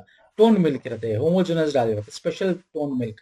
ಸ್ಪೆಷಲ್ ಹಾಲು ಅಂದ್ರೆ ಗ್ರೀನ್ ಕಲರ್ ಇರುತ್ತೆ ನೋಡಿ, ಅದು ಶುಭಮ್ ರೆಡ್ ಕಲರ್ ಇರುತ್ತೆ. ಗೋಲ್ಡ್ ಸ್ಟ್ಯಾಂಡರ್ಡೈಸ್ಡ್ ಹಾಲು, ಫುಲ್ ಕ್ರೀಮ್ ಮಿಲ್ಕ್, ಎಣ್ಣೆ ಬರುತ್ತೆ ಹಾಲು. ಸೊ ಇದರಲ್ಲಿ 100 ml ಹಾಲಲ್ಲಿ ಎನರ್ಜಿ ಕ್ಯಾಲೋರೀಸ್ ಎಷ್ಟಿರುತ್ತೆ, ಕಾರ್ಬೋಹೈಡ್ರೇಟ್ ಎಷ್ಟು ಗ್ರಾಮ್ ಇರುತ್ತೆ. ಈಗ ಡಬಲ್ ಟೋನ್ ತಗೊಂಡ್ರೆ ಎನರ್ಜಿ ಎಷ್ಟು 49 ಇದೆ. ಓಕೆ, ml ಹಾಲಲ್ಲಿ ಇದು 60 ಇದೆ. ಓಕೆ, ಕಿಲೋ ಕ್ಯಾಲೋರೀಸ್ ಬಗ್ಗೆ ಮಾತಾಡ್ತಾ ಇದ್ದೀನಿ. ಇದು ಕಾರ್ಬೋಹೈಡ್ರೇಟ್ ಎಷ್ಟಿದೆ, ಡಬಲ್ 5.1 ಗ್ರಾಮ್ ಇದೆ. ಟೋಲ್ಡ್ ಅಲ್ಲಿ 4.8 ಇದೆ. ಅದೇ ನಿಮಗೆ ಕೆನೆ ಬರುತ್ತಲ್ಲಿ 5.1 ಇದೆ. ಲ್ಯಾಕ್ಟೋಸ್ ಎಷ್ಟಿದೆ, ಡಬಲ್ 5.1 ಇದೆ. ಟೋಲ್ಡ್ ಅಲ್ಲಿ 4.8 ಇದೆ. ಅದೇ ಗೋಲ್ಡ್ ಸ್ಟ್ಯಾಂಡರ್ಡ್ ಅಲ್ಲಿ 5.1 ಇದೆ. ಬೇಕಾದ್ರೆ ಇದನ್ನು ಎಕ್ಸಾಮ್ ಅಲ್ಲಿ ಕೇಳ್ಬೋದು. ಬೇಕಾದ್ರೆ ಇಂಥದ್ದು ಕೇಳಿಲ್ಲ ಅಂದ್ರೂ ಕೂಡ ಲ್ಯಾಕ್ಟೋಸ್ ಕೇಳ್ತಾನೆ, ಪ್ರೋಟೀನ್ ಕೇಳ್ತಾನೆ, ಫ್ಯಾಟ್ ಕೇಳ್ತಾನೆ ಎಕ್ಸಾಮ್ ಅಲ್ಲಿ, ಏನಿದೆ ಟೋನ್ಡ್ ಹಾಲಲ್ಲಿ ಎಷ್ಟಿರುತ್ತೆ ಗ್ರಾಮು 100 ml ಅಲ್ಲಿ ಅಂತ ಕೇಳ್ತಾನೆ. ಅಥವಾ ನಿಮಗೆ ಇದನ್ನ ನಿಮಗೆ 500 ml ಅಲ್ಲೂ ಕೇಳ್ಬೋದು. ನಾನು ನಿಮಗೆ ಇಲ್ಲಿ ಇಂಗ್ಲೀಷ್ ಅಲ್ಲಿ ಕೊಟ್ಟಿದ್ದೀನಿ, 500 ml ಹಾಲಿನ ಬಗ್ಗೆನೂ ಕೇಳ್ಬೋದು. ಯಾಕಂದ್ರೆ ಯೂಶಲಿ ಅರ್ಧ ಲೀಟ್ರು ಇದು ಸ್ಟ್ಯಾಂಡರ್ಡ್ ಅಂತ ನಾವೇನ್ ಕರಿತೀವಿ. ಈಗ ಸ್ಟ್ಯಾಂಡರ್ಡ್ ಒಂದು ಟೋನ್ಡ್ ಹಾಲು ತಗೊಂಡ್ರೆ 500 ml ಅಲ್ಲಿ ಯಾವ್ಯಾವ ಪೌಷ್ಟಿಕಾಂಶ ಇದೆ ಇಲ್ಲೂ ಇದೆ ನೋಡಿ. ಕ್ಯಾಲ್ಸಿಯಂ ಎಷ್ಟು ಮಿಲಿಗ್ರಾಮ್ ಇದೆ, ವಿಟಮಿನ್ ಎ ಇದೆ, ಜಿಂಕ್ ಇದೆ 2.3 ಮಿಲಿಗ್ರಾಮ್ ಇದೆ, ವಿಟಮಿನ್ B6 ಇದೆ, ಏನೇನಿದೆ ಅಂತ ಕೇಳ್ತಾನೆ. ಬೇಕಾದ್ರೆ ನಿಮಗೆ ಟೋನ್ಡ್ ಹಾಲಲ್ಲಿ ಯಾವ ವಿಟಮಿನ್ ಇದೆ ಅಂತ ಕೇಳ್ತಾನೆ ಸ್ನೇಹಿತರೆ. ಎಕ್ಸಾಮ್ ಅಲ್ಲಿ ಏನೇನಿದೆ, ವಿಟಮಿನ್ B6 ಇದೆ, ವಿಟಮಿನ್ ಎ ಇದೆ, ಪ್ರೋಟೀನ್ ಇದೆ, ಫ್ಯಾಟ್ ಇದೆ, ಕಾರ್ಬೋಹೈಡ್ರೇಟ್ 24 ಗ್ರಾಮ್ ಸಿಗುತ್ತೆ, ರೈಬೋಫ್ಲಿನ್ ವೆರಿ ಇಂಪಾರ್ಟೆಂಟ್ ಇದು. ಓಕೆ, ವಿಟಮಿನ್ B12 ಕೂಡ ಇದೆ. ಯಾವ ವಿಟಮಿನ್ ಇದೆ ಅಂತ ನಾನು ಹೇಳ್ತಾ ಇರೋದು. ವಿಟಮಿನ್ ಸಿ ಕೂಡ ಇದೆ 1.2 ಮಿಲಿಗ್ರಾಮ್, ವಿಟಮಿನ್ ಡಿ ಕೂಡ ಇದೆ. ಅರ್ಥ ಆಗ್ತಿಲ್ಲ ನಾನು ಹೇಳ್ತಾರೆ ಸ್ನೇಹಿತರೆ. ಐರನ್ ಎಷ್ಟಿದೆ, ಸೋಡಿಯಂ ಎಷ್ಟಿದೆ, 215 ಮಿಲಿಗ್ರಾಮ್ ಇದೆ. 500 ml ಟೋನ್ಡ್ ಹಾಲಿನ ಪೌಷ್ಟಿಕಾಂಶದ ಇಲ್ಲಿ ನಾನು ಕೊಟ್ಟಿದ್ದೀನಿ. ಅಯೋಡಿನ್ ಇದೆ. ಓಕೆ, ಸೊ ಇಂಥದ್ದು ಎಕ್ಸಾಮ್ ಅಲ್ಲಿ ಕೇಳ್ತಾನೆ ಸ್ನೇಹಿತರೆ. ದಿಸ್ ಇಸ್ ವೆರಿ ಇಂಪಾರ್ಟೆಂಟ್ ಹಾಲಿನ ಬಗ್ಗೆ. ಓಕೆ, ಇನ್ನು ಹಾಲಿನ ನಂತರ ನಿಮಗೆ ವೆರಿ ಇಂಪಾರ್ಟೆಂಟ್ ಅಂದ್ರೆ ಒಂದಷ್ಟು ಸ್ಕೀಮ್ಸ್ ಬಗ್ಗೆ ಗೊತ್ತಿರಬೇಕಾಗುತ್ತೆ. ಅದರಲ್ಲಿ ಪ್ರಮುಖವಾಗಿ ನೋಡೋದು ಕ್ಷೀರಭಾಗ್ಯ. 2013 ನಮಗೆ ತಂದಿರ್ತಕ್ಕಂಥದ್ದು ಕ್ಷೀರಭಾಗ್ಯ. ಪದೇ ಪದೇ ಎಕ್ಸಾಮ್ ಅಲ್ಲಿ ಎಲ್ಲ ಗ್ರೂಪ್ ಸಿ KPSC ಕೇಳ್ತಾ ಇದ್ದೀನಿ ಇವಾಗ. ಯಾಕಂದ್ರೆ ಕೋಆಪರೇಟಿವ್ ಅಲ್ಲೂ ಕೂಡ ನಿಮಗೆ ಸಿಲೆಬಸ್ ಅಲ್ಲಿ ಆಗಿದೆ. ಹಾಗಾಗಿ ಕ್ಷೀರಭಾಗ್ಯ ಯೋಜನೆ ಬಗ್ಗೆ ನೋಡೋದಾದ್ರೆ ನಿಮಗೆ ಸ್ಕೂಲ್ ಮಕ್ಕಳಿಗೆ ಸರ್ಕಾರಿ ಅಥವಾ ಅನುದಾನಿತ ಗೌರ್ಮೆಂಟ್ ಅಥವಾ ಏಡೆಡ್ ಶಾಲೆಗಳು ಅಂತ ಏನ್ ಕರಿತೀವಿ, 1ರಿಂದ 10ನೇ ತರಗತಿ ಮತ್ತು ಅಂಗನವಾಡಿ ಮಕ್ಕಳಿಗೆ ಪ್ರತಿದಿನ 150 ಮಿಲಿಲೀಟರ್ ಹಾಲುಗಳನ್ನ ವಾರಕ್ಕೆ 3 ದಿನ, ಈಗ ನಂತರ ಅದನ್ನು ವಿಸ್ತಾರ ಮಾಡಿ ಪ್ರತಿದಿನ ಕೊಡಬೇಕು ಅಂತ ಹೇಳಿ KMF ಅನುಷ್ಠಾನದೊಂದಿಗೆ ಸರ್ಕಾರದ ಜೊತೆ ಕೈ ಜೋಡಿಸಿ ಕೊಡ್ತಾ ಇರ್ತಕ್ಕಂಥದ್ದು. ಇನ್ನು ಇದ್ರ ರಿಲೇಟೆಡ್ ನಿಮಗೆ ಸ್ಕೂಲ್ ಅಂಗನವಾಡಿ ಎಷ್ಟೆಷ್ಟು ಕವರ್ ಆಗಿದೆ ಅಂತ ಎಕ್ಸ್ಟ್ರಾ ಇನ್ಫಾರ್ಮೇಶನ್ ಕೊಟ್ಟಿದ್ದೀನಿ. ನಂಬರ್ ಆಫ್ ಚಿಲ್ಡ್ರನ್ಸ್ ಎಷ್ಟು ಲಕ್ಷ ಕವರ್ ಆಗಿದೆ ಅಂತ ಕೂಡ ಕೊಟ್ಟಿದ್ದೀನಿ. ಇದು ಅಪ್ಡೇಟ್ ಆಗ್ತಾ ಇರುತ್ತೆ ಒಂದ್ಸಲ. ಯಾಕೆಂತಂದ್ರೆ ನಿಮ್ಗೆ ಸ್ವಲ್ಪ ಡಿಫಿಕಲ್ಟಿ ಮಾಡ್ಬೇಕು ಎಕ್ಸಾಮ್ನ, ವಸ್ತುನಿಷ್ಠ ಏನಿದೆ KMF ರಿಲೇಟೆಡ್ ಸ್ವಲ್ಪ ಡಿಫಿಕಲ್ಟಿ ಮಾಡ್ಬೇಕಂದ್ರೆ ಇಂಥದ್ದು ಕೇಳ್ತಾನೆ. ಯೂಶಲಿ ಈ ತರದ್ ಕೇಳಕ್ ಹೋಗಲ್ಲ. ಅಕಸ್ಮಾತ್ ಮಾಡ್ಬೇಕು ಅಂದ್ರೆ ಅಪ್ಕಮಿಂಗ್ ಮುಂದಿನ, ಯಾಕಂದ್ರೆ ಕಾಂಪಿಟೇಟಿವ್ನೆಸ್ ಜಾಸ್ತಿ ಆಗ್ತಾ ಅಂದ್ರೆ ಮುಂದಿನ ಎಕ್ಸಾಮ್ಸ್ಗಳಲ್ಲಿ, ಮುಂದಿನ ವರ್ಷದ ಎಕ್ಸಾಮ್ಸ್ಗಳಲ್ಲಿ ನಿಮಗೆ ಕೇಳಬಹುದು. ಹಂಗಾಗಿ ಇದನ್ನ ನೋಡ್ಕೊಳ್ಳಿ. ಬಟ್ ಕ್ಷೀರಭಾಗ್ಯದ ಬಗ್ಗೆ ಅಂತ ಗೊತ್ತಿರಬೇಕು. ವಾಟ್ ಇಸ್ ಕ್ಷೀರಭಾಗ್ಯ, ಯಾರ್ಯಾರಿಗೆ ಕೊಡ್ತಾರೆ, ಅಂಗನವಾಡಿ ಕೊಡ್ತಾರೆ, ಸ್ಕೂಲ್ ಮಕ್ಳು ಕೊಡ್ತಾರೆ, ಎಷ್ಟು ML ಕೊಡ್ತಾರೆ, ಏನ್ ಕೊಡ್ತಾರೆ. ಓಕೆ, ಸೊ ಎಷ್ಟನೇ ತರಗತಿವರೆಗೂ ಕೊಡ್ತಾರೆ, ಇಷ್ಟು ತಿಳ್ಕೊಳ್ಳಿ ಸಾಕು. ಇನ್ನು ಇದು ಬಿಟ್ರೆ ಅಮೃತ್ ಯೋಜನೆ, ಇದು ಕೂಡ ಇಂಪಾರ್ಟೆಂಟ್. ದೇವದಾಸಿ ವಿಧೇವರು ಅಂದ್ರೆ ಹೆಣ್ಣು ಫೀಮೇಲ್ಸ್, ವುಮೆನ್ಸ್ಗೆ, SC ST ಮಹಿಳಾ ಸಾಮಾಜಿಕ ಆರ್ಥಿಕ ಉನ್ನತಿಗೋಸ್ಕರ 2007-8 ಬಜೆಟ್ ನಲ್ಲಿ ಇದನ್ನ ಹೇಳ್ತಾರೆ. ಫಸ್ಟ್ ಅವಾಗ ಅವ್ರಿಗೆ ಸಬ್ಸಿಡಿಯಾಗಿ 20,000 ಕೊಡ್ತಾ ಇದ್ರು, ಆಮೇಲೆ 35,000 ಕೇಳಿಸಿದ್ರು, ಆಮೇಲೆ 50,000 ಕೇಳಿಸಿದ್ರು. ಓಕೆ, ಆಮೇಲೆ 75% 25% ಪ್ರತಿ ಫಲಾನುಭವಿಗೆ ಸಬ್ಸಿಡಿ ಕೂಡ ಸ್ಟಾರ್ಟ್ ಮಾಡಿದ್ರು. ಇದು ಏನಪ್ಪಾ ಇದು ಅಂದ್ರೆ ಹಾಲಿನ ಹಸು ಹಾಲು ಕೊಡ್ತಕ್ಕಂಥ ಹಸುಗಳನ್ನ ಅವ್ರಿಗೆ ಖರೀದಿ ಮಾಡಕ್ಕೆ ಕೊಡ್ತಕ್ಕಂಥ ದುಡ್ಡು. ಇದರಿಂದ ಏನಾಗುತ್ತೆ, ಇವರ ಒಂದು ಸಮುದಾಯದಲ್ಲಿ ಹಿಂದುಳಿದಿರ್ತಕ್ಕಂಥ ಏನು ವುಮೆನ್ ಅಂತ ಏನ್ ಕರಿತೀವಿ ಅಂತವ್ರನ್ನ ಮುಂದೆ ತರಕ್ಕೋಸ್ಕರ ತಂದಿರತಕ್ಕಂಥ ಪ್ರಮುಖ ಯೋಜನೆ ಇದು. ಇನ್ನು ಇದು ಬಿಟ್ರೆ ಕ್ಷೀರಧಾರೆ ವೆರಿ ಇಂಪಾರ್ಟೆಂಟ್. ಕ್ಷೀರಧಾರೆ ಅಂದ್ರೇನು, ನಿಮಗೆ ಸಬ್ಸಿಡಿ ಕೊಡ್ತಕ್ಕಂಥದ್ದು ಹಾಲಿಗೆ ಅಲ್ವಾ. ಎಷ್ಟು ಪರ್ ಲೀಟರ್ಗೆ ಹಳ್ಳಿಲಿ ಹಾಲು ಯಾರು ಹಾಕ್ತಾರೆ ಡೈರಿಗೆ, ಅವ್ರಿಗೆ ಮೊದಲು ಇದನ್ನ 2008 ಸ್ಥಾಪನೆ ಮಾಡ್ತಾರೆ. ಅವಾಗ 2 ರೂಪಾಯಿ ಇತ್ತು, ಆಮೇಲೆ 13 2ರಿಂದ 4 ಕೇಳಿಸಿದ್ರು, ಈಗ 4ರಿಂದ 5 SC ST ಒಂದ್ ಸ್ವಲ್ಪ 1 ರೂಪಾಯಿ 2 ರೂಪಾಯಿ ಜಾಸ್ತಿನೇ ಕೊಡ್ತಾರೆ. ಈಗ ಅದನ್ನ 7 ರೂಪಾಯಿ ಮಾಡಬೇಕು ಅಂತಿದ್ದಾರೆ. ಸೊ ಹಾಗಾಗಿ ಇದನ್ನ 7 ರೂಪಾಯಿ ಮಾಡಬಹುದು ಮುಂದಿನ ವರ್ಷಗಳಲ್ಲಿ. ಅದನ್ನ ನೋಡ್ಕೊಂಡು ನೀವು ಅಪ್ಡೇಟ್ ಮಾಡ್ಕೊಳ್ಳಿ. ಓಕೆ, ಈಗ ಅಟ್ ಪ್ರೆಸೆಂಟ್ 5 ರೂಪೀಸ್ ಇದೆ ಈ ವಿಡಿಯೋ ಮಾಡ್ಬೇಕಾದ್ರೆ. ಸೊ SC ST 1 ರೂಪಾಯಿನೋ ಜಾಸ್ತಿ ಇದೆ, ಅದು ಬಿಟ್ಟರೆ ಇನ್ನೆಲ್ಲರಿಗೂ 5 ರೂಪೀಸ್ ಏನೋ ಇದೆ ಈಗ ಸ್ನೇಹಿತರೆ. ಅಂದ್ರೆ ಪರ್ ಲೀಟರ್ಗೆ ಅವ್ರಿಗೆ ಸಬ್ಸಿಡಿ ಕೊಡ್ತಕ್ಕಂಥದ್ದು. ಓಕೆ, ಸೊ ಇನ್ನು ಸ್ಟೆಪ್ ಅಂತಕ್ಕಂಥ ಪ್ರೋಗ್ರಾಮು ಒನ್ಸ್ ಅಗೇನ್ ಇದನ್ನ ಪದೇ ಎಕ್ಸಾಮ್ ಅಲ್ಲಿ ಬರುತ್ತೆ, ಎಲ್ಲ ಎಕ್ಸಾಮ್ ಅಲ್ಲಿ ಬರುತ್ತೆ. ಬರೀ DCC ಬ್ಯಾಂಕ್ KMF ಅಲ್ಲ, ಕೋಆಪರೇಟಿವ್ ಅಲ್ಲೂ ಸಂಬಂಧಪಟ್ಟಂತೆ ನಿಮಗೆ ಗ್ರೂಪ್ ಸಿ ಕೂಡ ಕೇಳಿದ್ದಾನೆ, KAS ಅಲ್ಲೂ ಕೇಳಿದ್ದಾನೆ, IAS ಅಲ್ಲೂ ಕೇಳಿದ್ದಾನೆ. ಸ್ಟೆಪ್ ಅಂದ್ರೆ ಏನು, support to training and employment programme for women ಅಂತ ಹೇಳಿ.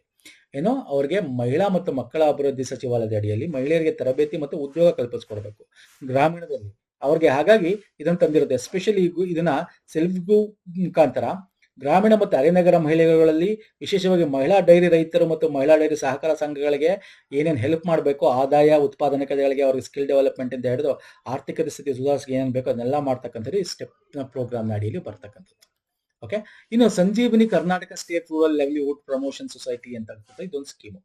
ಇದು ನಮ್ಮ ನ್ಯಾಷನಲ್ ರೂರಲ್ ಲೈವ್ಲಿಹುಡ್ ಮಿಷನ್ ಏನ್ ಬರುತ್ತಲ್ಲ, ಆಕ್ಚುಲಿ 1999ರಲ್ಲಿ ಸ್ವರ್ಣ ಜಯಂತಿ ಗ್ರಾಮ ಸ್ವರಾಜ್ ಯೋಜನೆ ಬಂದಿರುತ್ತೆ. ಅದಷ್ಟೊಂದು ವರ್ಕೌಟ್ ಆಗಲ್ಲ. ಹಾಗೆ ನಿಮ್ಗೆ ಗೊತ್ತಿದೆ ನಮ್ಮ ರಾಷ್ಟ್ರೀಯ ಗ್ರಾಮೀಣ ಜೀವನೋಪಾಯ ಮಿಷನ್ NRLM ಅಂತ ನ್ಯಾಷನಲ್ ರೂರಲ್ ಲೈವ್ಲಿಹುಡ್ ಮಿಷನ್ ಕರ್ನಾಟಕದಲ್ಲಿ ಅದನ್ನ ಇದ್ರ ಜೊತೆ ಕರ್ನಾಟಕ ರಾಜ್ಯ ಗ್ರಾಮೀಣ ಜೀವನೋಪಾಯ ಪ್ರಚಾರ ಸಂಘ ಅಂತ ಸೇರಿಸಿ KSRLPS Karnataka state rural lively development promotion ಸೊಸೈಟಿಗಳಂತೆಲ್ಲ ಮಾಡಿ ಇದನ್ನ ಏನ್ ಮಾಡ್ತೀವಿ ಅಂತಂದ್ರೆ ಸ್ವಸಹಾಯ ಗುಂಪುಗಳಿಗೆ 3 ರೀತಿ. ಒಂದು, ಅವ್ರನ್ನ ಸಾಮಾಜಿಕವಾಗಿ ಸೇರ್ಪಡೆಗೊಳಿಸ್ತಕ್ಕಂಥದ್ದು, ಬ್ಯಾಂಕ್ಗಳ ಮುಖಾಂತರ ಅವ್ರಿಗೆ ಆರ್ಥಿಕ ಸೇರ್ಪಡೆಗೊಳಿಸ್ತಕ್ಕಂಥದ್ದು, ಮತ್ತೆ ಅದರಿಂದ ಆರ್ಥಿಕ ಸಾಕ್ಷರತೆ ಮತ್ತು ಬ್ಯಾಂಕಿಂಗ್ ಅವ್ರನ್ನ ತರ್ತಕ್ಕಂಥದ್ದು ಮಾಡೋದು ಇದರ ಪ್ರಮುಖ ಉದ್ದೇಶ ಆಗಿತ್ತು. ಓಕೆ. ಇನ್ನು ಪ್ರಧಾನಮಂತ್ರಿ ರಾಷ್ಟ್ರೀಯ ಕೃಷಿ ವಿಕಾಸ ಯೋಜನಾ PMRKVY ಅಂತ ಕರಿತೀವಿ. ಓಕೆ. ಇದನ್ನ 2017ರಲ್ಲಿ ಬರುತ್ತಿದ್ದು. ಇದು ಕೃಷಿಗೆ ಒಂದೇ ಅಲ್ಲ, ಕೃಷಿ ಜೊತೆ ಹಾರ್ಟಿಕಲ್ಚರ್, ಲೈವ್ ಸ್ಟಾಕ್, ಫಿಶರೀಸ್ ಎಲ್ಲ ಬರ್ತಾ ಇದ್ರಲ್ಲಿ. ಓಕೆ. ಕನ್ನಡದಲ್ಲಿ ತೋರಿಸ್ತೀನಿ ಇದನ್ನ RKVY ರಫ್ತಾರ್ ಅಂತ ಮಾಡ್ತಾರೆ. ಹೆಸರು ಚೇಂಜ್ ಮಾಡ್ತಾರೆ 2017 ಕೂಡ. ನಾನು ಕನ್ನಡದಲ್ಲೂ ತೋರಿಸ್ತೀನಿ ಬನ್ನಿ ಇಲ್ಲಿ. ಓಕೆ. ಸೊ ಇದನ್ನ ಬೆಳೆ ಉತ್ಪಾದನೆ, ತೋಟಗಾರಿಕೆ ಈ ತರದಕ್ಕೆ ಇಲ್ಲಿ ಏನ್ ಮಾಡ್ತಾರೆ, ಇಲ್ಲಿ ಉದ್ದೇಶ ಅದಕ್ಕೆ ಸಂಬಂಧಪಟ್ಟಂತೆ ಸಾರ್ವಜನಿಕ ಹೂಡಿಕೆಯನ್ನು ಹೆಚ್ಚಿಸತಕ್ಕಂಥದ್ದು. ಈಗ ಸಾರ್ವಜನಿಕ ಹೂಡಿಕೆ ಅಂದ್ರೇನು, ಯಾವ್ಯಾವ ಫಾರ್ಮರ್ ಪ್ರೊಡ್ಯೂಸಿಂಗ್ ಆರ್ಗನೈಸೇಷನ್ಸ್ ಗಳು ಬರ್ಬೋದು, FPOs ಅಂತ ಕರಿತೀವಿ. ಓಕೆ, ಬರ್ಬೋದು. ಬೇರೆ ರೀತಿ ಪಾಲುದಾರರು, ರೈತ ಉತ್ಪಾದಕ ಸಂಸ್ಥೆಗಳು ಬರ್ಬೋದು. ಅವ್ರಿಗೆ ಏನ್ ಭದ್ರತೆ ಕೊಡಬೇಕು, ಅವ್ರಿಗೆ ಏನು ಹೆಲ್ಪ್ ಬೇಕು, ಹಣಕಾಸ ಎಲ್ಲ ಕೂಡ ಮಾಡ್ತಕ್ಕಂಥದ್ದು. ಇದರಿಂದ ಏನಾಗುತ್ತೆ, ಹಳ್ಳಿಗಳಲ್ಲಿ ಉದ್ಯಮಶೀಲತೆ ಬೆಳೆಯುತ್ತೆ. ಉದ್ಯಮಶೀಲತೆ, ಎಂಪ್ಲಾಯ್ಮೆಂಟ್ ಅಂದ್ರೆ ಅವ್ರದೇ ಆದ ಕಂಪ್ನಿಗಳನ್ನ ಈ ತರ ಫಾರ್ಮ್ ಪ್ರೊಡ್ಯೂಸಿಂಗ್ ಮಾಡ್ಕೋಬಹುದು. ನಾವೀನ್ಯತೆ, ಮೌಲ್ಯ ಸರಪಣಿ ಅಭಿವೃದ್ಧಿ, ಇದರಿಂದ ಅವರ ಪುನರುಜ್ಜೀವನ ಆಗುತ್ತೆ. ಅವರ ಒಂದು ಏಳಿಗೆಗೆ ಸಾಮಾಜಿಕವಾಗಿ, ಸಾಮುದಾಯಿಕವಾಗಿ ಏಳಿಗೆಗಳನ್ನ ಮಾಡಬಹುದು ಅಂತ ಹೇಳಿ. ಸೊ ಇದನ್ನ ಸಾಮಾನ್ಯ ರಾಜ್ಯಗಳಲ್ಲಿ 60-40 ಅಡಿಯಲ್ಲಿ ಪ್ರಾಯೋಜಿತ ಯೋಜನೆಯಾಗಿ ತರ್ತಾರೆ. ಅಂದ್ರೆ ಕೃಷಿ ಮತ್ತು ರೈತ ಕಲ್ಯಾಣ ಸಚಿವಾಲಯದಲ್ಲಿ ಸ್ಪಾನ್ಸರ್ಡ್ ಸ್ಕೀಮ್ ಆಗಿ ಬರ್ತಕ್ಕಂಥದ್ದು ಪ್ರಧಾನಮಂತ್ರಿ ರಾಷ್ಟ್ರೀಯ ಕೃಷಿ ವಿಕಾಸ ಯೋಜನೆ. ಇದರಲ್ಲಿ ಸಬ್ ಸ್ಕೀಮ್ಸ್ ಗಳಿವೆ. ಅಂದ್ರೆ ಸಾಯಿಲ್ ಹೆಲ್ತ್ ಮ್ಯಾನೇಜ್ಮೆಂಟ್ಗೆ, ಸಾಯಿಲ್ ಫರ್ಟಿಲಿಟಿ ಚೆಕ್ ಮಾಡೋದು, ಬೇರೆ rain fed, agro forestry. Okay. ಅಂದ್ರೆ ಏನು ಬೆಳೆ ಕಾಡುಗಳ ರೀತಿ ಟ್ರೀ ಫಾರ್ಮಿಂಗ್ ಎಂಕರೇಜ್ ಮಾಡೋದು, ಕೃಷಿ ವಿಕಾಸ ಯೋಜನೆ, ಆರ್ಗ್ಯಾನಿಕ್ ಫಾರ್ಮಿಂಗ್ ಎಂಕರೇಜ್ ಮಾಡೋದು, ಈ ತರ ಒಂದಷ್ಟು ಬೇರೆ ಬೇರೆ ಆದ ಸಬ್ ಸ್ಕೀಮ್ಸ್ಗಳು ಇದರಲ್ಲಿ ಬರುತ್ತೆ ಸ್ನೇಹಿತರೆ. ನೋಡ್ಕೊಳ್ಳಿದು ವೆರಿ ಇಂಪಾರ್ಟೆಂಟ್. ಇನ್ನು ಇದು ಬಿಟ್ರೆ ರಾಷ್ಟ್ರೀಯ ಗೋಕುಲ್ ಮಿಷನ್ ಅಂತ ಹೇಳಿ ಡಿಸೆಂಬರ್ 14ಗೆ ಬರ್ತಕ್ಕಂಥ ತುಂಬಾ ಇಂಪಾರ್ಟೆಂಟ್. ಗೋವಿನ ತಳಿ ಅಭಿವೃದ್ಧಿ ಮಾಡಬೇಕು, ಸಂರಕ್ಷಣೆ ಮಾಡಬೇಕು, ಮತ್ತೆ ಇದಕ್ಕೆ ಸಂಬಂಧಪಟ್ಟಂತೆ ಡೈರಿ ಫಾರ್ಮ್ ಅಲ್ಲಿ ಆರ್ಥಿಕತೆನ ಹೆಚ್ಚಾಗಿ ನೆರವು ಕೊಟ್ಟು ಆಧುನಿಕ ತಳಿ ಅಭಿವೃದ್ಧಿಗೆ ಹೆಲ್ಪ್ ಆಗ್ಬೇಕು ಅಂತ. ಈಗ ನಿಮಗೆ ಏನಾಗುತ್ತೆ, ತಳಿಗಳು ಯಾಕಂದ್ರೆ ವಯಸ್ಸಾಯ್ತು ಅಂತ ಕಡಿಮೆ ಕೊಡಬಾರ್ದು. ಈ ತರದ ಒಂದಷ್ಟು ಒಂದು ಫಾರ್ಮ್ ಗಳನ್ನ ಮಾಡ್ತಾರೆ ಸರ್ಕಾರ ವತಿಯಿಂದ. ರಾಷ್ಟ್ರೀಯ ಗೋಕುಲ್ ಮಿಷನ್ ಅಡಿಯಲ್ಲಿ ಗೋಕುಲ್ ಗ್ರಾಮಗಳು, ಆರೈಕೆ ಕೇಂದ್ರಗಳು ಅಂತ ಮಾಡ್ತಾರೆ. ಅಲ್ಲಿಗೆ ತಂದು ಬಿಡಿ, ನೀವು ಅಲ್ಲಿ ಕೊಟ್ಬಿಟ್ಟು ಹೋಗಿ ಅಲ್ಲಿಗೆ ಯಾಕೆ ಕೊಡ್ತೀರಾ? ಸೊ ಅಲ್ಲಿಂದ ತಳಿ ಅಭಿವೃದ್ಧಿ ಮಾಡ್ತಕ್ಕಂಥದ್ದು, ಆ ತಳಿನ ಸಂರಕ್ಷಣೆ ಮಾಡಿ ಅದರಿಂದ ಬೇರೆ ಬೇರೆ ರೀತಿಯಾದ ಅಭಿವೃದ್ಧಿಗಳನ್ನ ಆಗ್ತಕ್ಕಂಥದ್ದು. ಜೊತೆಗೆ ಇದರ ಅಡಿಯಲ್ಲಿ ಹಾಲು ಉತ್ಪಾದನೆಗೆ ಹೆಚ್ಚಿಗೆ ಪ್ರೋತ್ಸಾಹ ಕೊಡ್ತಕ್ಕಂಥದ್ದು. ಇದರಲ್ಲಿ ಎಸ್ಪೆಷಲಿ 70% ಕೆಲಸವನ್ನು ಮಹಿಳೆಯರಿಗೆ ಕೈಗೊಳ್ಳುವಂತೆ ಕಾರ್ಯಕ್ರಮ ಮಾಡಿಕೊಳ್ತಕ್ಕಂಥದ್ದು ಇದರ ಪ್ರಮುಖವಾದ ಉದ್ದೇಶ. ಇದು 2014ರಲ್ಲಿ ಪ್ರಾರಂಭ ಆಗ್ತಕ್ಕಂಥ ಯೋಜನೆ ಸ್ನೇಹಿತರೆ. ಇದೇನಪ್ಪಾ, ಮುಂದೂರ ತಂತ್ರಗಳನ್ನ ಬಳಸಿಕೊಂಡು ಗೋವಿನ ಉತ್ಪಾದಕನ ಹೆಚ್ಚಿಸೋದು, ಹಾಲು ಉತ್ಪಾದನೆ ಸುಸ್ಥಿರ ರೀತಿಯಲ್ಲಿ ಹೆಚ್ಚಿಸೋದು, ಸಂತಾನೋತ್ಪತ್ತಿ ಉದ್ದೇಶಗಳಿಗೆ ಹೆಚ್ಚಿನ ಅನುವಂಶೀಯ ಅರ್ಹತೆಯ ಎತ್ತುಗಳನ್ನ ಬಳಕೆಯನ್ನು ಪ್ರಚಾರ ಮಾಡೋದು, ಸಂತಾನೋತ್ಪತ್ತಿ ಜಾಲವನ್ನು ಬಲಪಡಿಸ್ತಕ್ಕಂಥದ್ದು. ಈ ತರ ಎಲ್ಲ ಇದರ ಅಡಿಯಲ್ಲಿ ರಾಷ್ಟ್ರೀಯ ಗೋಕುಲ್ ಮಿಷನ್ ಅಲ್ಲಿ ಬರುತ್ತೆ ಸ್ನೇಹಿತರೆ. ಇಂಗ್ಲಿಷ್ ಅಲ್ಲಿ ಕೊಟ್ಟಿನಿ, ನೋಡ್ಕೊಳ್ಳಿ.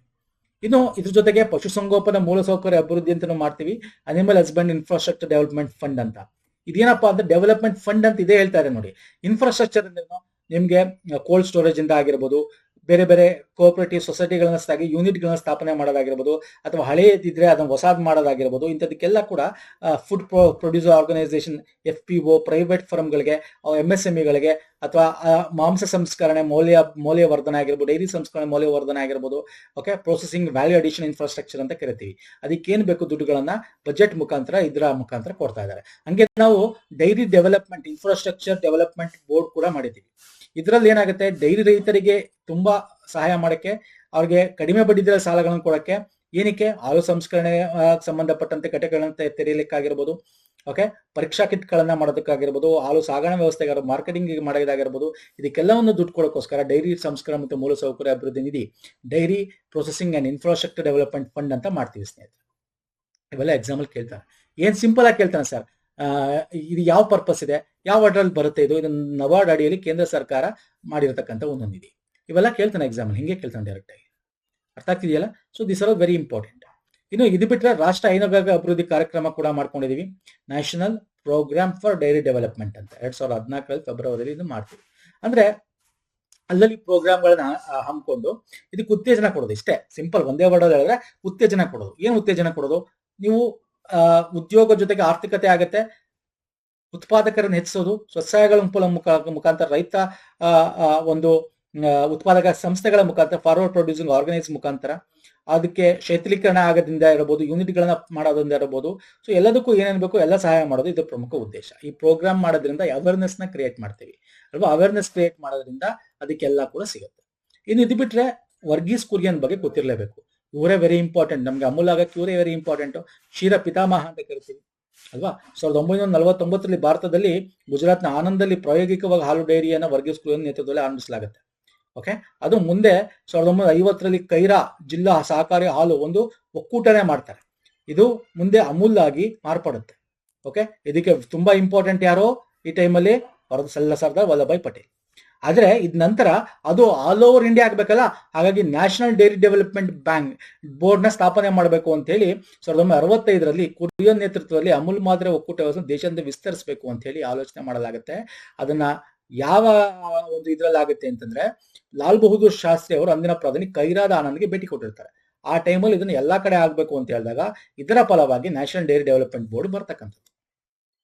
ಓಕೆ, ಸೊ ಅದರ ನಂತರನೇ ನಿಮಗೆ ನಮ್ಮ ಬೇರೆ ಬೇರೆ ಡೈರಿ ರಿಲೇಟೆಡ್ ಕೋಆಪರೇಟಿವ್ ಒಕ್ಕೂಟಗಳು ರಾಜ್ಯಾದ್ಯಂತ ಬೇರೆ ಬೇರೆ ರಾಜ್ಯಗಳಲ್ಲಿ ಆಗ್ತಕ್ಕಂಥದ್ದು ಸ್ನೇಹಿತರೆ. ಸೊ ಇದ್ರ ಬಗ್ಗೆ ತಿಳ್ಕೊಳ್ಳಿ, ವೆರಿ ಇಂಪಾರ್ಟೆಂಟ್. ಎಕ್ಸಾಮ್ ಅಲ್ಲಿ ಇವ್ರ ಬಗ್ಗೆ ಕೇಳ್ತಾರೆ. ಇನ್ನು ಕುರಿಯನ್ ಬಗ್ಗೆ ನಿಮಗೆ ಕೇಳ್ತಾರೆ. ಕುರಿಯನ್ ಬಗ್ಗೆ ಅವ್ರು 79 ಸಹಕಾರಿ ಸಂಸ್ಥೆಗಳ ವ್ಯವಸ್ಥಾಪಕ ರೂಪಿಸಲು institute of rural management Anand ಅನ್ನು ಸ್ಥಾಪನೆ ಮಾಡ್ತಾರೆ. ಕೇಳ್ತಾನೆ ಇದನ್ನು ಎಲ್ಲಿದೆ ಅಂತ. ಇನ್ಸ್ಟಿಟ್ಯೂಟ್ ಆಫ್ ರೂರಲ್ ಮ್ಯಾನೇಜ್ಮೆಂಟ್ ಎಲ್ಲಿದೆ? ಆನಂದಲ್ಲಿದೆ. ಓಕೆ, ಗುಜರಾತ್. ವರ್ಗೀಸ್ ಕುರಿಯನ್ 1964 ರಾಮನ್ ಮೆಗಸೆ ಪ್ರಶಸ್ತಿ ಸಿಕ್ಕಿದೆ. 89 ವಿಶ್ವ ಆಹಾರ ಪ್ರಶಸ್ತಿ ಸಿಕ್ಕಿದೆ. 99 ಭಾರತ 2 ಅತ್ಯುನ್ನತ ಗೌರವವಾದ ಪದ್ಮ ವಿಭೂಷಣ ಸಿಕ್ಕಿದೆ. 97 ಫ್ರೆಂಚ್ ಸರ್ಕಾರದ ಆರ್ಡರ್ ಆಫ್ ಅಗ್ರಿಕಲ್ಚರ್ ಮೆರಿಟ್ ಅನ್ನೋದು ಸಿಕ್ಕಿದೆ. ಕುರಿಯನ್ ಬಗ್ಗೆ ಗೊತ್ತಿರಬೇಕು. ಹಾಗೆ ಕರ್ನಾಟಕದಲ್ಲಿ ಯಾರು ಇಲ್ವಾ? ಇದ್ದಾರೆ ಸರ್. ಯಾರಿದ್ದಾರೆ? ಇದು ಇಂಗ್ಲಿಷ್ ಅಲ್ಲಿ ಇದು ಕೊಟ್ಟಿದ್ದೀನಿ ನೋಡಿ. ಕ್ಷೀರ ಬ್ರಹ್ಮ ಅಂತ ಶ್ರೀ ಎಂ.ವಿ. ಕೃಷ್ಣಪ್ಪ, ಕೋಲಾರ ಜಿಲ್ಲೆಯವರು, ಮೂಲತಃ ಅವರು ಮುಳಬಾಗಿಲವರು. ಇವರು 1952 ಲೋಕಸಭಾ ಆಯ್ಕೆ ಆದಾಗ ಅಂದಿನ ಕೇಂದ್ರ ಸರ್ಕಾರ ಜವಾಹರ್ಲಾಲ್ ನೇತೃತ್ವದ ಸರ್ಕಾರದಲ್ಲಿ ಕೃಷಿ ಹಾಗೂ ಆಹಾರ ಸಚಿವರಾಗಿರ್ತಾರೆ. ಅವಾಗ ಇವರು ರಾಜ್ಯದ ಹೈನುಗಾರಿಕೆ ಹೆಚ್ಚು ಒತ್ತು ಕೊಡ್ತಾರೆ. ಇವರು HSF ತಳಿಗಳನ್ನ ಆಮದು ಮಾಡ್ಕೋತಾರೆ ಇಲ್ಲಿಗೆ. ಯಾಕಂದ್ರೆ ಅಲ್ಲಿ ಬೇರೆ ಬೇರೆ ಕಡೆ ನೆದರ್ಲ್ಯಾಂಡ್ ಅಲ್ಲೆಲ್ಲ ಹಾಲುನ ಒಂದು ಕ್ರಾಂತಿ ನೋಡಿ ಬೆರಗಾಗ್ತಾರೆ. ಆಗ ಇಲ್ಲೂ ಮಾಡ್ಬೇಕು ಅಂತೇಳಿ ಇದನ್ನ ಆಮದು ಮಾಡ್ಕೋತಾರೆ. ಅದರಿಂದ ನಿಮ್ಗೆ ನೋಡಿದ್ರೆ ಹಾಲೆಂಡಿಂದಲೇ HF ತಳಿ ತಡ್ಕೊಂಡಿರೋದ್ರಿಂದ ಈಗ ನಮ್ಮ ದೇಶದಲ್ಲಿ ನೀವು ಕ್ರಾಸ್ ಬ್ರೀಡ್ಗಳು HSF ತಳಿಗಳನ್ನ ಹೆಚ್ಚಾಗಿ ನೋಡ್ತೀರ ನೀವು. ಅದಕ್ಕೆ ಇವರು ತುಂಬಾ ಕಾರಣನೇ. ಹಾಗಾಗಿ ಇವ್ರನ್ನ ಕರ್ನಾಟಕದ ಕ್ಷೀರಬ್ರಹ್ಮ, ಕರ್ನಾಟಕ ಕ್ಷೀರ ಕ್ರಾಂತಿಯ ಪಿತಾಮಹ, ಕರ್ನಾಟಕದ ಹೈನುಗಾರಿಕೆ ಹರಿಕಾರ ಅಂತೆಲ್ಲ ಕರಿತೀವಿ. ಯಾಕಂದ್ರೆ ಇವರಿಲ್ಲ ಅಂದ್ರೆ ಈಗ ಮಿಶ್ರತಳಿ ರಾಸುಗಳದ್ದೇ ಕಾರೋಬಾರ ಎಲ್ಲಿ ನೋಡೋದು ನಿಮ್ಗೆ. ಹಾಲು ಒಕ್ಕೂಟಗಳಲ್ಲಿ ನೀವು ಹಳ್ಳಿಗಳಲ್ಲಿ ಏನೋ ಇಲಾತಿಯಾಸ ಅಂತ ಕರೀತಾರೆ. ನಿಮ್ಗೆ ಗೊತ್ತಿರ್ಬೇಕು. ಈ ಎಲ್ಲಿ ನೀವು ಹಳೆ ಮೈಸೂರು ಭಾಗದ ಕಡೆ ಬಂದ್ರೆ ಎಲ್ಲ ಇಲಾತಿಯಾಸಗಳು ಅಂತ ಕರೀತಾರೆ. ಇವೆಲ್ಲ ಮಿಶ್ರ ತಳಿಗಳು. ಹಾಗೆ ತಳಿ ಅಭಿವೃದ್ಧಿಗೆ ಹೆಚ್ಚು ಒತ್ತು ಕೊಡ್ತಾರೆ. ಮೈಸೂರು, ಬೆಂಗಳೂರು, ಮಂಗಳೂರು, ಮಲೆನಾಡು ಕೆಲವು ಪ್ರದೇಶದಲ್ಲಿ ತಳಿ ಅಭಿವೃದ್ಧಿ ಚಟುವಟಿಕೆಯಿಂದ ಇವಾಗೆಲ್ಲ ನೀವು ಮಿಶ್ರ ತಳಿಗಳನ್ನು ನೋಡ್ತೀವಿ. ಮತ್ತೆ ಇವರ ಕಾಳಜಿಯಿಂದ ಬೊಮುಲ್ ಎಂದು ರಾಜ್ಯ ಮಟ್ಟದಲ್ಲಿ ಹಾಲು ಶೇಖರಣೆ ಕುರಿತಂತೆ ರಾಜ್ಯ ಮಟ್ಟದಲ್ಲಿ ಮೊದಲ ಸ್ಥಾನದಲ್ಲಿರುವ ಹಾಲು ಒಕ್ಕೂಟ ಬೊಮುಲ್, ಬೆಂಗಳೂರು ಹಾಲು ಒಕ್ಕೂಟ. ನೆಕ್ಸ್ಟ್ ಹಾಸನ ಇದೆ ಸೆಕೆಂಡ್ ಪ್ಲೇಸು ಅಂತ ಹೇಳ್ತಾರೆ. Okay, so this is also very important. So next national dairy development bank ಬಗ್ಗೆ ಕೇಳಬಹುದು ನಿಮಗೆ ಎಕ್ಸಾಮ್ ಅಲ್ಲಿ. ವರ್ಗೀಸ್ ಕುರಿಯನ್ನರ ನೇತೃತ್ವದಿಂದ ಆಗಿರ್ತಕ್ಕಂಥದ್ದು. ಇಲ್ಲಿದೆ ಕೈರಾ ಹಾಲು ಸಕ್ಕರೆ ಒಕ್ಕೂಟದ ಯಶಸ್ಸನ್ನು ಇಡೀ ದೇಶಾದ್ಯಂತ ವಿಸ್ತರಣೆ ಮಾಡಕ್ಕೆ ತಂದಿರತಕ್ಕಂಥದ್ದು. ಮುಖ್ಯ ಕಚೇರಿ ಗುಜರಾತ್ ಆನಂದಲ್ಲಿದೆ. ಇದು NDDB ಅಂದ್ರೆ ಏನು ಗೊತ್ತಿದೆ ನಿಮಗೆ? ಇದು NDDB ಬಗ್ಗೆ ಹೇಳಬೇಕು ಅಂದ್ರೆ ಹೇಳ್ತೀನಿ, ಬೇಕಾದ್ರೆ ಅದಕ್ಕೂ ಸಪ್ರೇಟ್ ತಗೊಂಡಿದ್ದೀನಿ. ಇಲ್ಲಿ ನೋಡು, ಇಲ್ಲಿ ನಿಮಗೆ ಇದನ್ನ ನೋಡ್ಕೊಳ್ಳಿ ಯಾವಾಗ ಎಲ್ಲಿದೆ ಏನು ಅಂತ, ಯಾವ ಮಿನಿಸ್ಟರ್ ಅಡಿಯಲ್ಲಿ ಬರುತ್ತೆ. ಮತ್ತೆ ಈ ಚೇರ್ಮನ್ ಅವಾಗ ಚೇಂಜ್ ಆಗ್ತಾ ಇರ್ತಾರೆ, ಅದನ್ನ ಒಂದ್ಸಲ ಅಪ್ಡೇಟ್ ಮಾಡ್ಕೋಬೇಕು ನೀವು. ಇನ್ನು NDDB ಬಗ್ಗೆ ಹೇಳಿದ್ರೆ ಇದೊಂದು ಗ್ರಾಮೀಣ ಭಾರತ ಅಭಿವೃದ್ಧಿ ಮೇಲೆ ಅವಲಂಬಿತವಾಗಿರ್ತಕ್ಕಂಥದ್ದು ಸಾಮಾಜಿಕ ಆರ್ಥಿಕ ಪ್ರಗತಿನ ಹೆಚ್ಚಿಗೆ ತರಬೇಕು ಅಂತ ಹೇಳಿ ಡೈರಿ ಡೆವಲಪ್ಮೆಂಟ್ ಬೋರ್ಡ್ ಅಂತ ಡೈರಿಗೆ ಸಂಬಂಧಪಟ್ಟ ರಾಷ್ಟ್ರೀಯ ನೀತಿಗಳನ್ನು ರೂಪಿಸ್ತಕ್ಕಂಥದ್ದು, ಬೆಂಬಲಿಸ್ತಕ್ಕಂಥದ್ದು, ಚಟುವಟಿಕೆ ಏನೇನು ಬೇಕು ಅದನ್ನು ಮಾಡ್ಕೊಡ್ತಕ್ಕಂಥದ್ದು, ಆರ್ಥಿಕ ಚಟುವಟಿಕೆ ಆಗಿರ್ಬೋದು, ಗ್ರಾಮೀಣ ಆರ್ಥಿಕತೆಯನ್ನು ಪರಿವರ್ತಿಸೋದಾಗಿರ್ಬೋದು, ಸ್ವಾವಲಂಬಿ ಮೇಲೆ ನಿಂತುಕೊಳ್ಳತಕ್ಕಂಥದ್ದಾಗಿರ್ಬೋದು, ಎಲ್ಲ ಸುಸ್ಥಿರ ಜೀವನೋಪಾಯಗಳನ್ನ ರೈತರಿಗೆ ಕೊಡೋಕ್ಕೋಸ್ಕರ, ಎಕ್ಸ್ಟ್ರಾ ಇನ್ಕಮ್ ಜನರೇಟ್ ಆಗೋಕ್ಕೋಸ್ಕರ ಇರ್ತಕ್ಕಂಥ ಒಂದು ಸಂಸ್ಥೆ, ಎಸ್ಪೆಷಲಿ ಡೈರಿ ಡೆವಲಪ್ಮೆಂಟ್ಗೋಸ್ಕರ ಇರ್ತಕ್ಕಂಥ ಸಂಸ್ಥೆ. ಇದೇ ರೀತಿ ನಮ್ಗೆ ಇನ್ನೊಂದಿದೆ, ನ್ಯಾಷನಲ್ ಕೋಆಪರೇಟಿವ್ ಡೆವಲಪ್ಮೆಂಟ್ ಕಾರ್ಪೊರೇಷನ್ ಅಂತ. ಇದ್ರ ಬಗ್ಗೆ ಎಕ್ಸಾಂಪಲ್ ಕೇಳ್ತಾ ಇರ್ತಾರೆ. ಕೋಆಪರೇಟಿವ್ ಡೆವಲಪ್ಮೆಂಟ್ ಅಂದ ತಕ್ಷಣ ಇದು ಕೂಡ ಸ್ಟ್ಯಾಟ್ಯೂಟರಿ ಕಾರ್ಪೊರೇಷನ್. 1963ರಲ್ಲಿ ಒಂದು ಕಾಯ್ದೆ ಪಾರ್ಲಿಮೆಂಟ್ ಆಕ್ಟ್ ನ ಮುಖಾಂತರ ತರ್ತೀವಿ ಇದನ್ನು. ಓಕೆ, ಕೋಆಪರೇಟಿವ್ ಮಿನಿಸ್ಟರ್ ಅಡಿಯಲ್ಲಿ ಬರುತ್ತೆ.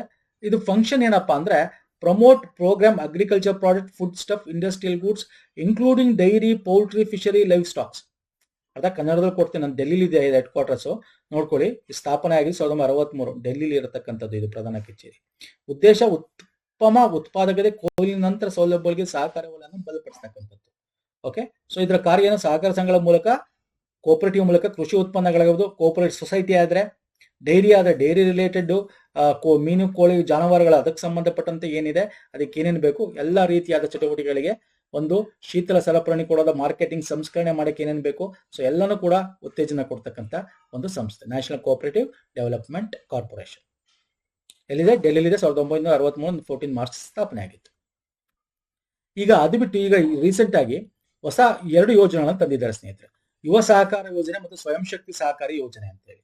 ಏನಪ್ಪಾ ಇದು ಅಂತಂದ್ರೆ, ರಾಷ್ಟ್ರೀಯ ಸಹಕಾರ ಅಭಿವೃದ್ಧಿ ನಿಗಮ ಏನಿದೆ, ಕೋಆಪರೇಟಿವ್ ಡೆವಲಪ್ಮೆಂಟ್ ಕಾರ್ಪೊರೇಷನ್ ಅಂತ ಏನ್ ಹೇಳಿದೆ ಇಲ್ಲಿ, ಇದರ ಅಡಿಯಲ್ಲಿ ನಾವೀನ್ಯತೆ ಎಲ್ಲರನ್ನೂ ಒಳಗೊಳಗೆ ಸುಸ್ಥಿರ ಜೀವನೋಪಾಯ ಉತ್ತೇಜಿಸಲು 2 ಹೊಸ ಸ್ಕೀಮ್, ಯುವ ಸಹಕಾರ ಯೋಜನೆ, ಸ್ವಯಂ ಶಕ್ತಿ ಸಹಕಾರಿ ಯೋಜನೆ ಅಂತ 2 ಸಹಕಾರಿ ವಲಯದ ಉಪಕ್ರಮ ಜಾರಿಗೆ ತರ್ತಾರೆ. 2026, 25, 26ರಲ್ಲಿ ಬಂದಿರತಕ್ಕಂಥದ್ದು. ಇದು ಸಹಕಾರ ಸಚಿವಾಲಯದಲ್ಲಿ ರಾಷ್ಟ್ರೀಯ ಕೋಆಪರೇಟಿವ್ ಸಹಕಾರ ಅಭಿವೃದ್ಧಿ ನಿಗಮ NCDC ಅಂತ ಏನ್ ಹೇಳ್ತಾರೆ, ಅದರ ಅಡಿಯಲ್ಲಿ ಬರ್ತಕ್ಕಂಥದ್ದು. ಓಕೆ, ಸೊ ಇದರಲ್ಲಿ ಉದ್ದೇಶ ಏನು? ಆರ್ಥಿಕ ನೆರವು ಕೊಡ್ತಕ್ಕಂಥದ್ದು, ಸಾಂಸ್ಥಿಕ ಬೆಂಬಲ, ಯಾವ್ದಾದ್ರು ನಿಮ್ಗೆ ಸ್ಟಾರ್ಟ್ಅಪ್ಗಳು ಬಂದ್ರೆ ಅವುಗಳಿಗೆ, ಕೃಷಿಗೆ ಸಂಬಂಧಪಟ್ಟಂತೆ ಡೈರಿ, ಮೀನುಗಾರಿಕೆ, ಕೈಮಗ್ಗ ಎಲ್ಲದಕ್ಕೂ ಕೂಡ ಹೆಲ್ಪ್ ಮಾಡ್ತಕ್ಕಂಥದ್ದು. ಸೊ ಯುವ ಸಹಕಾರ ಯೋಜನೆ ಅಂದ್ರೇನು? ಯುವ ಸಹಕಾರ ಯೋಜನೆ ಹೊಸದಾಗಿ ರೂಪುಗೊಂಡ ಸಹಕಾರ ಸಂಘಗಳನ್ನ, ವಿಶೇಷವಾಗಿ ಯುವ ಉದ್ಯಮಗಳನ್ನ ನಡೆಸುವ ಸಂಘಗಳ ಪ್ರೋತ್ಸಾಹಕ್ಕೋಸ್ಕರ, ಒಂದು ಚೌಕಟ್ಟಿನೊಳಗೆ ನವೀನ ವಿಚಾರಗಳನ್ನು ಉತ್ತೇಜಿಸೋಕ್ಕೋಸ್ಕರ, ಸ್ಟಾರ್ಟ್ಅಪ್ ಗಳಿಗೆ ಹಣಕಾಸು ನೆರವು ಅಥವಾ ಆರಂಭಿಕ ಹಂತದ ಒಂದು ಎಕೋಸಿಸ್ಟಮ್, ಪರಿಸರ ವ್ಯವಸ್ಥೆಗಳನ್ನು ಕಲ್ಪಿಸಿಕೊಡಲು, ಬಂಡವಾಳ ನಿರ್ಬಂಧಗಳನ್ನು ನಿವಾರಿಸಲು ಇರತಕ್ಕಂಥ ಒಂದು ಯೋಜನೆ. ಇನ್ನು ಸ್ವಯಂ ಶಕ್ತಿ ಸಹಕಾರ ಯೋಜನೆ ಗಮನ ಎಸ್ಪೆಷಲಿ ದುರ್ಬಲ ವರ್ಗ ಅಂತ ಏನ್ ಕರಿತೀವಿ, ಆರ್ಥಿಕವಾಗಿ ದುರ್ಬಲ ಆಗಿರ್ತಕ್ಕಂಥ, ಎಸ್ಪೆಷಲಿ ನಮಗೆ ಮಹಿಳೆಗಳು, ಓಕೆ, ಮಹಿಳೆಯರಿಗೆ ವೆಚ್ಚ ಪರಿಣಾಮ ವಿಶ್ವಾಸ ಹಣಕಾಸು ಸೇವೆಯನ್ನು ಲಭ್ಯವಾಗುವಂತೆ ಮಾಡುವ ಗುರಿಯನ್ನು ಹೊಂದಿದೆ. ಇದರಲ್ಲಿ ಮಹಿಳೆಯರ ಮೇಲೆ ವಿಶೇಷ ಗಮನ ಹರಿಸಲಾಗಿದೆ. ಸಾಮಾಜಿಕ ಆರ್ಥಿಕ ಚಟುವಟಿಕೆಗಳನ್ನು ಕೈಗೊಳ್ಳಲು ಸಾಕಷ್ಟು ಬ್ಯಾಂಕ್ ಸಾಲ ಪಡೆಯಲು ಅನುವು ಮಾಡಿಕೊಡುವ ಮೂಲಕ ಮಹಿಳಾ ಸ್ವಸಹಾಯ ಸಂಘಗಳ ಗುಂಪುಗಳನ್ನು ಬೆಂಬಲಿಸತಕ್ಕಂಥ ಯೋಜನೆ ಸ್ವಯಂ ಶಕ್ತಿ ಸಹಕಾರ ಯೋಜನೆ. ಹೆಸರೇ ಹೇಳ್ಬಿಡುತ್ತೆ ಸ್ವಯಂ ಶಕ್ತಿ ಅಂತ ಹೇಳಿ. ಓಕೆ, ಹೊಸ ಯೋಜನೆ 2026ರಲ್ಲಿ ಬಂದಿರತಕ್ಕಂಥದ್ದು. Fine sir. ಇದು ಬಿಟ್ಟು ಇನ್ನೊಂದು ಇಂಪಾರ್ಟೆಂಟ್ ಪಾಯಿಂಟ್ ಏನ್ ಕೇಳ್ಬೋದು ಎಕ್ಸಾಮ್ಗಳಲ್ಲಿ, ಒಂದಷ್ಟು ನಾನು ಸ್ಕೀಮ್ಸ್ಗಳನ್ನ ಕವರ್ ಮಾಡಿದೆ. ನಮಗೆ ಡೈರಿ ರಿಲೇಟೆಡ್ ಸ್ಕೀಮ್ಸ್ಗಳು at present most of the time exam ಬರ್ತಕ್ಕಂಥದ್ದು ಕವರ್ ಮಾಡಿದ್ದೀನಿ, ಕರ್ನಾಟಕದ್ದು, ಭಾರತ ಸರ್ಕಾರದ್ದು. ಇದು ಬಿಟ್ಟು ನಮಗೆ ಡೈರಿ ಕೋಆಪರೇಟಿವ್ ಇನ್ ಇಂಡಿಯಾದಲ್ಲಿ ಬೇರೆ ಬೇರೆ, ಈಗ ನೀವು ಅಮೂಲ್ ಗುಜರಾತ್ ಅಲ್ಲಿ ಹೋದ್ರೆ, ಕರ್ನಾಟಕ KMF, ಹಂಗೆ ನಿಮ್ಗೆ ಕೇರಳದಲ್ಲಿ ಬಂದ್ರೆ ಕೇರಳದ ಸ್ಟೇಟ್ ಯಾವ್ದಿದೆ, ಮಿಲ್ಮಾ ಅಂತಿದೆ. ತಮಿಳುನಾಡಿಗೆ ಹೋದ್ರೆ ಅವಿನ್ ಅಂತಿದೆ. ಅರ್ಥಾತ್ ನಾನು ಹೇಳ್ತಾ ಇರ್ತಾನೆ, ವೆರಿ ಇಂಪಾರ್ಟೆಂಟ್. ಗೋವಾಗಂದ್ರೆ ಗೋವಾ ಡೈರಿ ಅಂತಿದೆ. ಹರಿಯಾಣಕ್ಕೆ ಹೋದ್ರೆ ವೀಟಾ ಅಂತಿದೆ. ನಾನು ಹೇಳ್ತಾ ಇರೋದು ಇದು ವೆರಿ ಇಂಪಾರ್ಟೆಂಟ್. ಹೆಂಗೆ ನಮ್ಮ ಕರ್ನಾಟಕದಲ್ಲಿ ನಂದಿನಿ ಅಂತ ಏನು ಬ್ರ್ಯಾಂಡ್ ಇದೆ, KMF ಅಂತ, ಹಂಗೆ ಬೇರೆ ಬೇರೆ ಕಡೆ ಬೇರೆ ಬೇರೆ ಬ್ರ್ಯಾಂಡ್ ಇದೆ. ಅಮೂಲ್ ಅಂತ ಗುಜರಾತಲ್ಲಿ ಏನ್ ಕರಿತೀವಿ, ಹಂಗೆ ನಾನು ಇಲ್ಲೂ ಲಿಸ್ಟ್ ಕೊಟ್ಬಿಟ್ಟಿದ್ದೀನಿ ನಿಮಗೆ, ಮ್ಯಾಪಲ್ಲಿ ಗೊತ್ತಾಗಲ್ಲ ಅಂತ ಇಲ್ಲಿ ಲಿಸ್ಟ್ ಕೊಟ್ಟಿದ್ದೀನಿ ಯಾವ ರಾಜ್ಯದಲ್ಲಿ ಏನೇನು ಕರಿತೀವಿ ಅಂತ. ಓಕೆ, ಇದನ್ನು ಕೂಡ ತಾವು ನೋಡ್ಕೊಳ್ಳಿ. ಎಕ್ಸಾಮಲ್ಲಿ ಇದನ್ನು ಕೂಡ ಕೇಳಿದಾನೆ, ಒಂದು ದಿವಸ ಬರೆಯಿರಿ. ಓಕೆ, ಇನ್ನೊಂದು ಮ್ಯಾಪ್ ಕೊಟ್ಟಿದ್ದೀನಿ, ಇಲ್ಲಿ ಇನ್ನೂ ಸ್ವಲ್ಪ ಡೀಟೇಲ್ ಆಗಿದೆ, ಇನ್ನೊಂದು ಚೂರು ನೋಡ್ಕೊಳ್ಳಿ. ಇದು ನೋಡ್ಕೊಳ್ಳಿ ಸಾಕು ನಿಮ್ಗೆ. ಇನ್ನು ಇದು ಬಿಟ್ಟರು ಸ್ನೇಹಿತರೆ, ನಿಮ್ಗೆ ಡೈರಿ ಡೇ ಯಾವಾಗ ಸೆಲೆಬ್ರೇಟ್ ಮಾಡ್ತೀವಿ? ಓಕೆ, ಹಾಲಿನ ದಿನ ಯಾವಾಗ ಮಾಡ್ತೀವಿ? ನವೆಂಬರ್ 26ರಂದು ಭಾರತದ ರಾಷ್ಟ್ರೀಯ ಹಾಲು ದಿನ ಮಾಡ್ತೀವಿ. ಯಾಕಂದ್ರೆ ಡಾಕ್ಟರ್ ವರ್ಗೀಸ್ ಕೊರಿಯನ್ ಅವರ ಒಂದು ಗೌರವಿಸಲು ಅವರ ಹುಟ್ಟುಹಬ್ಬ ದಿನ ಇದನ್ನ ನಾವು ಮಾಡ್ತೀವಿ ವಾರ್ಷಿಕವಾಗಿ ನವೆಂಬರ್ 26. ಓಕೆ, ಗೊತ್ತಿರಲಿ ಅದು. ಜೂನ್ 1ರಂದು ವಿಶ್ವ ಹಾಲು, ಇದು ಭಾರತದ್ದು ರಾಷ್ಟ್ರೀಯ ಹಾಲು, ನ್ಯಾಷನಲ್ ಮಿಲ್ಕ್ ಡೇ. ಓಕೆ, ಅದೇ ರೀತಿ ವರ್ಲ್ಡ್ ಮಿಲ್ಕ್ ಡೇನ 1 ಜೂನ್ ಸೆಲೆಬ್ರೇಟ್ ಮಾಡ್ತೀವಿ. ಅದು ಫುಡ್ ಅಂಡ್ ಅಗ್ರಿಕಲ್ಚರ್ ಆರ್ಗನೈಸೇಷನ್ ಘೋಷಣೆ ಮಾಡಿರ್ತಕ್ಕಂಥದ್ದು. ಹಾಗಾಗಿ this is also very important. ಇದನ್ನ ಎಕ್ಸಾಮ್ ಅಲ್ಲಿ ಕೇಳ್ತಾರೆ ನೋಡಿ. ಒಂದಷ್ಟು ನಾನು ನಿಮ್ಗೆ ಇವಾಗ ಕವರ್ ಮಾಡಿದ್ದೀನಿ ಥಿಯರಿ ಕ್ಲಾಸು, ಹಾಲಿನ ಬಗ್ಗೆ, ಹಾಲಿನ ಒಕ್ಕೂಟಿನ ಬಗ್ಗೆ, ಮತ್ತೆ ಸ್ಕೀಮ್ಸ್ಗಳ ಬಗ್ಗೆ, KMF ಬಗ್ಗೆ, ಓಕೆ, ಹಾಲಿನ ಬಗ್ಗೆ, ಮಿಲ್ಕ್ ಬಗ್ಗೆ, ಸ್ಕಿಮ್ಸ್ ಬಗ್ಗೆ, ಮತ್ತೆ ಇನ್ನೊಂದಷ್ಟು ರಿಲೇಟೆಡ್ ಏನ್ ಥಿಯರಿ ಕ್ಲಾಸ್ ಈ ಒಂದು ಪೋರ್ಷನ್ ಮೇಲೆ ಬರುತ್ತೆ. ಇದು ಹೆಂಗ್ ಬರುತ್ತೆ ಅಂತಕ್ಕಂಥದ್ದು ಈ ಒಂದು MCQಗಳನ್ನ ಮಾಡಿದೀವಿ. ಓಕೆ, ಈ MCQಸ್ಗಳನ್ನ ನೀವು ಫಾಲೋ ಮಾಡ್ಕೋಬಹುದು. ನಾನೇನು ಈಗ PDF ಕೊಡ್ತಾ ಇದ್ದೀನಲ್ಲ, ಈ ಒಂದು ಥಿಯರಿ ಕ್ಲಾಸ್ ಇರುತ್ತೆ ನಿಮಗೆ, ಜೊತೆಗೆ MCQಸ್ಗಳು ಒಂದು 100 MCQಸ್ಗಳು ಇರುತ್ತೆ ನಿಮಗೆ. ಇದರಲ್ಲಿ ಪ್ರೀವಿಯಸ್ ಇಯರ್ ಬಂದಿರತಕ್ಕಂಥದ್ದು, ಎಕ್ಸ್ಪೆಕ್ಟೆಡ್ ಎಲ್ಲ ಕೂಡ ಇರುತ್ತೆ ಇದರಲ್ಲಿ. ಈಗ 140 ರೂಪೀಸ್ ಇರೋದು 99 ಕೊಡ್ತಾ ಇದೀನಿ, 99 ಪ್ಲಸ್ ಟ್ಯಾಕ್ಸ್ ಆಗುತ್ತೆ. ಲಿಂಕ್ ಕೊಟ್ಟಿರ್ತೇನೆ, ಬೇಕಂದ್ರೆ ಅಲ್ಲಿ ಪರ್ಚೇಸ್ ಮಾಡ್ಕೋದು, ಬೈ ನೋ ಅಂತ ಹೋಗಿ. ಬಟ್ ಇಮೇಲ್ ಐಡಿ ಕರೆಕ್ಟಾಗಿ ಕೊಡಿ ಸ್ನೇಹಿತರೆ, ಯಾಕಂದ್ರೆ ನಿಮ್ಗೆ ಇಮೇಲ್ ಐಡಿಗೆ ಬರೋದು, ಮೊಬೈಲ್ ನಂಬರ್ ಇಮೇಲ್ ಐಡಿ ಕರೆಕ್ಟಾಗಿ ಕೊಡಿ. ನಿಮ್ಗೆ ಇಮೇಲ್ ಐಡಿಗೆ ಬರುತ್ತೆ, ಅಲ್ಲಿ ನಿಮಗೆ ಪೇಮೆಂಟ್ ಸ್ಲಿಪ್ ಅಂತ ಬರುತ್ತೆ, ಆರ್ಡರ್ ಐಡಿ ಅಂತ ಬರುತ್ತೆ, ಅದರ ಕೆಳಗಡೆ ಡೌನ್ಲೋಡ್ ಅಂತ ಬರೆದಿರುತ್ತೆ, ಅಲ್ಲಿ ಮುಖಾಂತರ ನಾವು ಡೌನ್ಲೋಡ್ ಮಾಡ್ಕೋಬಹುದು. ಓಕೆ, ಎನಿ ಡೌಟ್ಸ್ ಇದ್ರೆ ನಮಗೆ bankingforum1@gmail.comಗೆ ನೀವು ಹಾಕ್ಬೋದು ಮೇಲ್ನ. Fine sir. So very important, this is our email ID @gmail.com. So ನೀವು ಎನಿ ಡೌಟ್ ಇರೋ ಇಮೇಲ್ ಮಾಡ್ಬೋದು. ಅಂಡ್ ಇದು PDF ಬೇಕು ಅಂದ್ರೆ ಕೋಆಪರೇಟಿವ್ ಸಪರೇಟ್ PDF ಇದೆ, ಬ್ಯಾಂಕಿಂಗ್ ಅಂಡ್ ಕೋಆಪರೇಟಿವ್ ಸಂಬಂಧಪಟ್ಟಂತೆ. ಇದು ಹಾಲಿಗೆ ಸಂಬಂಧಪಟ್ಟಂತೆ MCQs ಕೂಡ ಇದರಲ್ಲಿ ಇನ್ಕ್ಲೂಡ್ ಆಗಿದೆ. MCQs ಕೂಡ ನಾವು ಮಾಡಿದ್ದೀವಿ, ಅದನ್ನ ನೀವು ಬೇರೆ ವಿಡಿಯೋ ಇದೆ ನಾವು ನೋಡ್ಕೋಬಹುದು. ಪ್ಲೇಲಿಸ್ಟ್ ಲಿಂಕ್ ಕೊಟ್ಟಿರ್ತೀನಿ. Any doubts comment section comment ಮಾಡಿ. ಇಷ್ಟ ಆಗಿದ್ರೆ ಲೈಕ್ ಮಾಡಿ, ಈ ವಿಡಿಯೋನ ಶೇರ್ ಮಾಡಿ, ಸಬ್ಸ್ಕ್ರೈಬ್ ಮಾಡ್ಕೊಳ್ಳಿ, ಶೇರ್ ಮಾಡಿ, ತುಂಬಾ ಜನಕ್ಕೆ ಎಲ್ಲರೂ ಕೂಡ ಹೆಲ್ಪ್ ಆಗಲಿ. ನಮ್ಮ ಟೆಲಿಗ್ರಾಮ್, ಇನ್ಸ್ಟಾಗ್ರಾಮ್ ಫಾಲೋ ಮಾಡಿಲ್ಲ ಮಾಡ್ಕೊಳ್ಳಿ, ಲಿಂಕ್ ಡಿಸ್ಕ್ರಿಪ್ಷನ್ ಬಾಕ್ಸ್ ಅಥವಾ ಪುನೀತ್ ಫೋರಂ ಸರ್ಚ್ ಮಾಡಿದ್ರೆ ಸಿಂಬಲ್ ಸಿಗುತ್ತೆ, ಜಾಯ್ನ್ ಆಗ್ಬೋದು. ನೆಕ್ಸ್ಟ್ ವಿಡಿಯೋ ಪುನಃ ಸಿಗ್ತೀನಿ. ನಮಸ್ಕಾರ, ಧನ್ಯವಾದಗಳು, ಥ್ಯಾಂಕ್ ಯು ಸೋ ಮಚ್ ಸ್ನೇಹಿತರೆ.